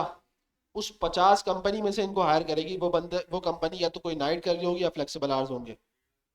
तो अब आपको यहाँ पे ये देखना है, समझ में आ रही बात? ये बड़ा टफ चीज़ है लेकिन करना पड़ेगा। लेकिन अगर आप ये सोचते हो कि यार यूनिवर्सिटी खत्म हो जाएगी फिर जॉब करूंगा, तो आपसे बड़ा गधा बेवकूफ कोई नहीं है। मैं सही बता रहा हूँ। क्योंकि एक हमारे बैच का लड़का था, ठीक है, जो हमारे साथ पढ़ा है बैच 7 के अंदर, तो हम लोगों ने तो पढ़ा 21 के अंदर है। उसकी चल रही थी यूनिवर्सिटी, उस टाइम पे स्टार्ट हुई थी, पता नहीं क्या हुआ था, मेरी यूनिवर्सिटी स्टार्ट होने वाली थी और मैंने एडमिशन ले लिया था बैच जो है ना कोर्स के दरमियान ही यूनिवर्सिटी के अंदर। अब मेरी यूनिवर्सिटी स्टार्ट हो गई है, सही है। उसकी यूनिवर्सिटी, उस बंदे ने अब जाके, जब उसकी यूनिवर्सिटी एंड हुई है, अब जाके उसने इंटर्नशिप स्टार्ट करी है। समझ रहे हो मेरी बात? उसने पढ़ा कब है? 21 के अंदर। इंटर्नशिप कब स्टार्ट कर रहा है? 25 के अंदर। सोचने वाली बात है। 4 साल उसने गवा दिए। तो मैं क्या बोलूं आपको? अक्लमंद तो नहीं बोलूंगा, ये मैं आपको क्या बोलूं? एग्जैक्टली, लफ्ज ऐसे है। तो बेहतर यही है कि भाई आप जब कोर्स कंप्लीट कर रहे हो, आप इतने कैपेबल हो भाई, जॉब कर सकते हो, काम कर सकते हो, बस आपको मैनेज करना है। असल मसला ये मैनेज करना है। नींद गंवानी पड़ेगी, ये चीज़ें करके आपको फिर जो है ना काम करना पड़ेगा। ये तो मैंने भी आपको अपनी पूरी रूटीन बताई हुई है कि मैं कैसे जॉब करता था, सही है। 3-3 घंटे सो के मैंने जो है ना काम भी किया, यूनिवर्सिटी भी मैनेज करी है, ठीक है, अल्लाह अल्लाह करके यूनिवर्सिटी भी पास आउट होने जा रही है, ठीक है, सब हो जाएगा। लेकिन असल चीज़ जो मेरी थी ना, मेरे लिए था ये करियर, और उस पर मैंने फोकस किया। आपको भी यही करना पड़ेगा। यूनिवर्सिटी में आप हर कुछ नहीं सीख सकते, वो मैं आपको बता दूंगा, आप बल्कि जो जा रहे हैं उनको पता चल जाएगा। आप लोग भी जाओगे ना यूनिवर्सिटी, सेकेंड ईयर में ना आप लोग अभी, तो कंप्लीट हो गया अभी हो, मतलब पेपर दोगे, अभी पेपर होने वाले हैं आप लोग के भी, जबरदस्त। तो आपको पता चलेगा कि यूनिवर्सिटी ये चीज़ें नहीं सिखाती है। यूनिवर्सिटी जाओ ज़रूर, मैं ये नहीं कहूँगा यूनिवर्सिटी मत जाना, किसी को नहीं कहता मैं ज़िंदगी में यूनिवर्सिटी मत जाना। डिग्री लो, लेकिन डिग्री सिर्फ नाम की है। तो मेरी बात, बड़ी कंपनीज में जाने के लिए, बाहर मुल्क में जाने के लिए डिग्री की ज़रूरत पड़ेगी आप, और बगैर डिग्री के काम नहीं होगा। और डिग्री इसलिए नहीं लो कि यार, कि इन चीज़ों के लिए, एक सेल्फ अपने आप को लेवल अपडेट करने के लिए, कभी किसी के बीच में बैठो तो एटलीस्ट पता चले यार ये डिग्री होल्डर है, इसकी कम्युनिकेशन बता रही है, सही है। तो रिस्पेक्टेड लेवल के लिए भी है, वरना ऐसे पढ़ने वढ़ने के लिए डिग्री नहीं है। बत्ती बना के उसको रख लेना घर पे, ये लोग यही करते हैं। गोल गोल गोल होती है ना डिग्री, तो वहां पे आके रख के घर में रख देते हैं, चलो भाई इसको बाद में इस्तेमाल करेंगे। नहीं, मेरी बात, डिग्री मुझे मिली नहीं है अभी तक, डिग्री मिली नहीं है। मेरे अभी 2 पेपर बाकी हैं, वो दूंगा डिग्री मिल जाएगी। कब मिलेगी ये भी नहीं पता। तो मेरा तो खैर टीचरों के साथ दुश्मनी इतनी है तो वो मुझे फेल कर देते हैं। भी जैसे ये डेटाबेस का चैप्टर था, इसमें मेरी बहस हो गई थी टीचर से, वो मुझे बोल रहे हैं, मैंने बोला आप क्या बात कर रहे हो, मैं काम करता हूँ, आप मुझे बता रहे हो ऐसे काम होता है। और उसमें गुस्सा, उसकी जो है ना उस चक्कर में उसने मुझे फेल कर दिया। खैर ये होता रहता है। तो आप बहस नहीं करना टीचर के साथ, नहीं तो आप फेल हो जाओगे, सही है। तो मेरा कोर्स भी बड़ा महंगा है, ठीक है। तो ऐसा ना हो मसले मसाइल हुए आप लोगों के साथ। खैर, तो सीवी की बात हो रही थी, तो ये सीवी जितनी सिंपल रखी हुई है आपने उसको वैसे ही रखना है, ठीक है। समरी लिखी हुई है, समरी में बस आपने इसको डिफाइन करना है कि भाई मैंने मंस्टेक का पढ़ा है, क्या करा है, पढ़ा है, ज़्यादा नहीं। एक्स्ट्रा ऑर्डिनरी कुछ नहीं, ये 3-4 लाइनों इनफ है, ठीक है। चैट जीपीटी को भी बोलना भाई इतने वर्ड्स का ही लिख के दे, इससे ज़्यादा की हिम्मत नहीं करना, इतना ही लिख दे। उसके बाद स्किल्स लिखा हुआ है, आप उसमें स्किल्स डिफाइन कर दो, 3-4 चीज़ों में डिवाइड कर दो। लैंग्वेज, कौन सी लैंग्वेज आपको आती है, कौन से टूल्स आपको आते हैं, तीसरा आपको जो फ्रेमवर्क वगैरह जो आप यूज़ करते हो, ठीक है। उन तीनों चीज़ों में चीज़ें सारी डिफाइन कर दो, भर के जो जो आपको आता है। एक्स्ट्रा कुछ मत लिखना जो नहीं आता। ऐसा ना हो C# आप लिख रहे हो, घंटा आपको नहीं आती। मैं सही बता रहा हूँ, नहीं लिखना। बहुत जलील हो जाओगे इस चक्कर में, कंपनी जलील भी बहुत टाइट करती है सीवी देख के। सही है, गोली नहीं मारती वो आपको, लेकिन जलील बहुत टाइट करेगी आपको। सही है, उसके पास पूरा राइट है। आपने उसको सीवी देके बोला कि यार इसमें मुझे वर्डप्रेस आता है, एक मिसाल है, आपको उसने पूछा, आपसे दोस्त वर्डप्रेस के सवाल करे, आप फंस गए, तो बोलेगी ना फिर आपने यार मेंशन क्यों किया हुआ जब आपको नहीं आती एक चीज, जो आता है उतना लिखना। ठीक है, फायरबेस आपको जितना आता है उस हिसाब से लिखना, सुपरबेस जिस हिसाब से आता है उस आपको उतना लिखना, उसको डिफाइन कर देना, बस सुपरबेस में मैंने ये चीजें देखी है, ये चीज बनाई हुई है। सही है, अगला क्या है, टेक्निकल स्किल्स है। ऊपर वाला कौन सा ही है, की स्किल, इसको कटा दो, उसको देखना नहीं है। टेक्निकल स्किल्स आप उसमें आपकी सारी चीजें मेंशन हो गई। ठीक है, जिसमें प्रोग्रामिंग लैंग्वेज भी लिखा हुआ है, टूल्स भी, डेटाबेस भी इसमें डाल देना अगर डालना हो तो, ऑपरेटिंग सिस्टम वगैरह की जरूरत नहीं है। फिर आपके पास आता है पर्सनल एक्सपीरियंस। ठीक है, अब आपने कहीं पे इंटर्नशिप करी हुई है, कहीं काम किया हुआ है तो मेंशन कर देना। प्रीवियसली अगर आपने कोई अलग जॉब भी करी हुई है, कोई भी किसी भी किस्म की, जैसे कि मैं 17 साल की उम्र से जॉब कर रहा हूँ, तो मैं अब सीवी में वो सारी जॉबें लिखता ही नहीं हूँ। लास्ट की जो 2 होती है बस वो 2 से 3 मैं वो लिखता था। ठीक है, क्योंकि क्या उसको क्या बताना मैंने क्या किया जिंदगी के अंदर, उसको सिर्फ ये बता दो कि मैंने ये एक, अगर जैसे आपने प्रीवियसली किसी भी चीज़ में काम किया हो, कंप्यूटर के अंदर किया हो, किसी और फील्ड के अंदर किया हो, तो बस वो लिखते ना 1 से 2 जॉब। उसको नहीं बताना मैं कब से जॉब करता आ रहा हूँ, कब से क्या कर रहा हूँ, उसको फर्क ही नहीं पड़ता। अगर अगर आपका एक्सपीरियंस है तो फिर तो अलग चीज़ है। फिर आप अगर आप उसी फील्ड के अंदर जा रहे हो तो, मेरी बात समझ में आ रही है?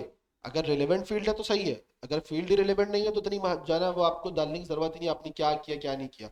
एक जॉब डाल देना अगर आपने करी है तो बस, ताकि उसको पता चले कि यार एक एक्सपीरियंस बंदे को ले रहा हूँ, कोई अनप्रोफेशनल बंदा नहीं है, किसी भी माहौल के अंदर जो है ना एडजस्ट हो जाएगा। ठीक है, मेरी बात समझ में आ रही है? मतलब अगर मैं एक नए बंदे को लेता हूँ तो मुझे पता है यार ये बंदा इमेच्योर है, इसको काम करना भी नहीं आता, उसको तो ऑफिस के रूल्स पॉलिसीज भी नहीं बताऊंगे अभी। वहीं अगर आपने कहीं अगर रिलेवेंट जॉब भी डाली हुई तो उसको एटलीस्ट ये आइडिया होगा, इसको ऑफिस की पॉलिसीज का आइडिया होगा, डिसिप्लिन का आइडिया होगा।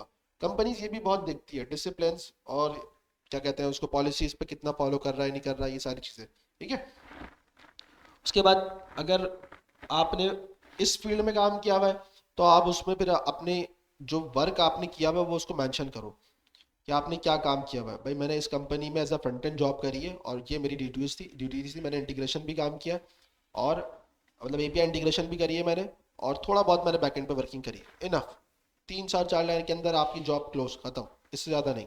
जो आपने काम किया बस वो डिफाइन करना है। एक्स्ट्रा ऑर्डनरी नहीं लिखना उसके अंदर भी, चैट जीपीटी लिख के दे देगा एक्स्ट्रा ऑर्डनरी, जो कि मुझे पता है सबने उससे लिखवाना है। तो आपने क्या करना है, उसको पढ़ना जरूर है कि यार मैंने इतना किया हुआ है, मैं इतना ही लिखूँ, उससे ज़्यादा ना लिखूँ। क्लियर है? नेक्स्ट हमारे पास क्या है, अगर कोई दूसरी जॉब आती है तो उससे भी ये लिख देना, और अगर वो नहीं है तो छोड़ देना। ठीक है, नेक्स्ट उसके बाद आपने जो प्रोजेक्ट बनाया हुआ है ना वो मेंशन जरूर करना। वो मैं एक सब मिसाल आपको देता हूँ ना, क्या देता हूँ, दिखेगा तो बिकेगा, ऐसा ही है, यही हिसाब किताब है। आपका प्रोजेक्ट यहाँ पे मेंशन होगा ना कि आपने क्या बनाया हुआ है क्या नहीं बनाया हुआ, उसको हायरिंग में ज्यादा आसानी होगी। फर्ज करो आपने बनाया हुआ है फेसबुक का क्लोन, ठीक है, फ्रंट एंड से बनाया, आपने उसी का बैकएंड बना के रख दिया, एक मंथ तक आपके पास पूरा प्रोजेक्ट रेडी है। लेकिन अगर आपने ही बनाया है, आपने उसके लिए कोई चैट जीपीटी यूज़ नहीं किया, या आपने अगर उसको यूज़ किया भी तो आपने उसको एटलीस्ट अंडरस्टैंडिंग करी कि उसने ये काम क्यों किया है, और फिल्टर से क्या हो रहा है, या अगर मैं यहाँ पे ये चीज़ यूज़ कर रहा हूँ, यूज़ इफेक्ट यूज़ कर रहा हूँ तो उससे क्या हो रहा है, आपको ये चीज़ पता है तो बेस्ट है। तो चूंकि इंटरव्यू की टेबल पे जब सीवी जाएगी तो वो आपसे पूछेगा आपने प्रोजेक्ट बनाया है, वो फटाफट उसको खोल के चेक कर लेगा, अगर डिप्लॉय होगा तो वो चेक कर लेगा, डिप्लॉय नहीं है तो वो गिटहब पे खोल के चेक कर लेगा।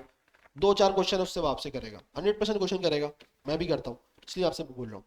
क्वेश्चन करेगा, वो आपसे पूछेगा आपने प्रोजेक्ट बनाया, इसमें आपकी ड्यूटी क्या थी, आपने बनाया क्या है, और क्या इसके अंदर ये चीज़ क्यों यूज़ करी है। क्या आपने अकेले बनाया, आप बोलोगे हाँ भाई मैंने सिंगल प्रोजेक्ट बनाया था, ठीक है, तो आपने क्या इसमें परफॉर्म किया, ये क्यों यूज़ किया, ये क्यों यूज़ नहीं किया, सब सवाल करेगा। तो आपको जवाब देने आना चाहिए अपने प्रोजेक्ट से रिलेटेड, अगर ये नहीं आते, टाटा बाय बाय। इंटरव्यू का डिसीजन 5 मिनट के अंदर अंदर हो चुका होता है कि इसको हायर करना है नहीं करना, आगे वो लंबी करता है बिला वजह की, 25 मिनट खींचेगा वो आपका इंटरव्यू बिला वजह का। 5 मिनट में उसने डिसाइड कर लिया इसको रखना है नहीं रखना, बस याद रखना। समझ में आ रही है बात? अच्छा, फिर नेक्स्ट अगर सर्टिफिकेशन वगैरह है, सही है, तो आप उसको डिफाइन कर देना, अगर नहीं है तो कोई मसला नहीं है। ठीक है, कोई इससे फर्क नहीं पड़ेगा, सर्टिफिकेशन नहीं है तो आपको जॉब नहीं मिलेगी, घंटा काम आता है ना आपको, जॉब मिलेगी। आपने प्रोजेक्ट मेंशन करे ना, वो आपकी सर्टिफिकेशन से बढ़कर है। वो बता रहा है कि यार इसने इसको ये काम आता है, इसको ये काम नहीं आता। आपने लिखा मुझे मर्ज स्टैक आता है, वो आपसे कभी भी ये नहीं पूछेगा यार ये चीज़ क्या होती है, क्या चीज़ होती है, ब्लॉकचेन एआई नहीं पूछेगा, वो आपसे इस चीज़ का पूछेगा। अगर आपने एआई मेंशन किया तो फिर एआई का जवाब देना भी आना चाहिए। समझ में आ रही है बात? आखिरी में उसने अगर ट्रेनिंग वर्कशॉप वगैरह, एजुकेशन, एजुकेशन का पार्ट बिल्कुल छोटा सा। इस यूनिवर्सिटी से पढ़ता हूँ, इस कॉलेज से पढ़ता हूँ, ठीक है, सैलानी से पढ़ता हूँ, खत्म। दो तीन चीज़ें, सही है, ज़्यादा नहीं। अक्सर लोग स्कूल भी डिफाइन करते हैं, मदरसे गए तो मदरसा डिफाइन करेंगे। हाँ मैंने देखा है, सीवीज में आता है। यूनिवर्सिटी जा रहे हैं, यूनिवर्सिटी भी डिफाइन कर रहे हैं उसके अंदर। मतलब वो सीवी को बड़ा करने के लिए कर रहे हैं। ये बेवकूफ़ी है। सीवी को बड़ा करना है, आपने अपने जॉब एक्सपीरियंस को बड़ा करो, अपने प्रोजेक्ट डिटेल्स को बड़ा करो कि उसमें आपने प्रोजेक्ट में यूज इफेक्ट यूज किया, यूजर रिडक्स यूज किया था, या आपने क्या यूज किया था, कॉन्टेक्स्ट एपीआई यूज किया था। कॉन्टेक्स्ट एपीआई के थ्रू बनाया तो आपने उसमें 10 स्टैक क्यूरी यूज किया या नहीं किया, ये चीज़ें डिफाइन करो उसके अंदर, जो आपको हायरिंग पे जो है ना फोकस करेगी कि अच्छा यार ये कीवर्ड है, अच्छा 10 स्टैक आता है इसको, लड़का लग रहा है तेज, आ जाओ। मेरी बात समझ में आ रही है? ये पॉइंट्स हैं। एजुकेशन सिर्फ इतनी लिखो, लास्ट वाली जो आप करते हो, भाई मैं यूनिवर्सिटी में पढ़ता हूँ, मैं यूनिवर्सिटी लिख दूंगा, जाहिर सी बात है यूनिवर्सिटी डायरेक्ट जम मार के तो नहीं आया ना मैं, कॉलेज और सारे स्कूल पढ़ के ही आया हूँ, वो समझ जाएगा। तो लास्ट लिख दो, और अगर आप सैलानी में पढ़ते हो तो आप वो मेंशन कर दो, क्योंकि उससे सीवी पे इफेक्ट पड़ता है। ये मैं आपको नहीं बोलूंगा नहीं पड़ता, भाई सैलानी का नाम चलता है मार्केट में, ये बता दूंगा आपको। आप जाके बोलोगे सैलानी से पढ़ता हूँ तो उसको पता चलेगा कि नहीं बंदा कुछ कर रहा है, अच्छी जगह से पढ़ रहा है। ठीक है, ये मैटर करती है चीजें, याद रखना। तो ये चीजें मेंशन आप कर दो, इनफ है, काफी है। ये सीवीज का एक फॉर्मेट है, और ये फॉर्मेटिंग आप इसी तरह फॉलो करना, सिंपल, बिल्कुल लाइट। कुछ ज्यादा इसमें फूल पत्तियां लड़कियों की तरह बनाने की जरूरत नहीं है। पिक्चर अपनी जो है ना कोट पैंट में अच्छी सी लगाने की कोई जरूरत नहीं है। सिर्फ नाम डिफाइन करो, जॉब जो आपका रोल है, जो आप करते हो, या जो आपका उस टाइम रोल आप जिस पे भी अप्लाई कर रहे हो। फ्रंट एंड पे माइनस टैग की सीवी मत देना, फ्रंट एंड पे फ्रंट एंड की सीवी देना। माइनस टैग पे फ्रंट एंड की सीवी मत देना, क्योंकि उसको पूरा बंदा चाहिए, फ्रंट एंड और बैक एंड दोनों चाहिए।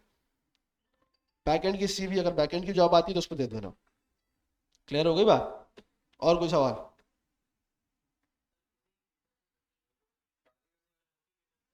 हम्म। आपने कंट्रीब्यूशन किया है तो आप उसको अलग से डिफाइन कर सकते हो, जैसे प्रोजेक्ट के अंदर आप उसमें डिफाइन कर सकते हो। छोड़ दो, कुछ नहीं किया तो नहीं किया। जब आपको कुछ किया नहीं तो आप क्या करोगे? प्रोजेक्ट उसमें से दिखा देना, उसमें फिर प्रोजेक्ट ज़्यादा लंबे कर देना कि ये प्रोजेक्ट है, ये प्रोजेक्ट, ये प्रोजेक्ट, ये प्रोजेक्ट है। ठीक है। कौन सी पीडीएफ? सीवी तो आपकी पीडीएफ में ही होनी चाहिए। नहीं नहीं नहीं, सीवी हमेशा पीडीएफ में भेजना। इमेजेस जो मांग रहा है वो फिर अलग कहानी है, उसको आप दिखा देना, अदरवाइज सीवी हमेशा पीडीएफ में बनाना। 3 पीडीएफ बना के रख लो, फ्रंट एंड, बैक एंड और बैंड स्टैक, इनफ है। बैंड स्टैक तो आपका कंप्लीट हो जाएगा आहिस्ता आहिस्ता, तो तब तक तो आप बना के रख लो पहले से। ठीक है, उसमें चीज़ें मेंशन करके रखो, लेकिन जितना आता है सिर्फ उतना लिखना, एक्स्ट्रा ऑर्डिनरी मत लिखना। और सीवी को अपडेट करते चले आना वक्त के साथ साथ, जब आपके पास एक्सपीरियंस बनता चला आएगा। कुछ कह रहे हैं आप? और कोई सवाल किसी का इस चीज़ से रिलेटेड? समझ में आ गई सीवी बनाना? पक्का?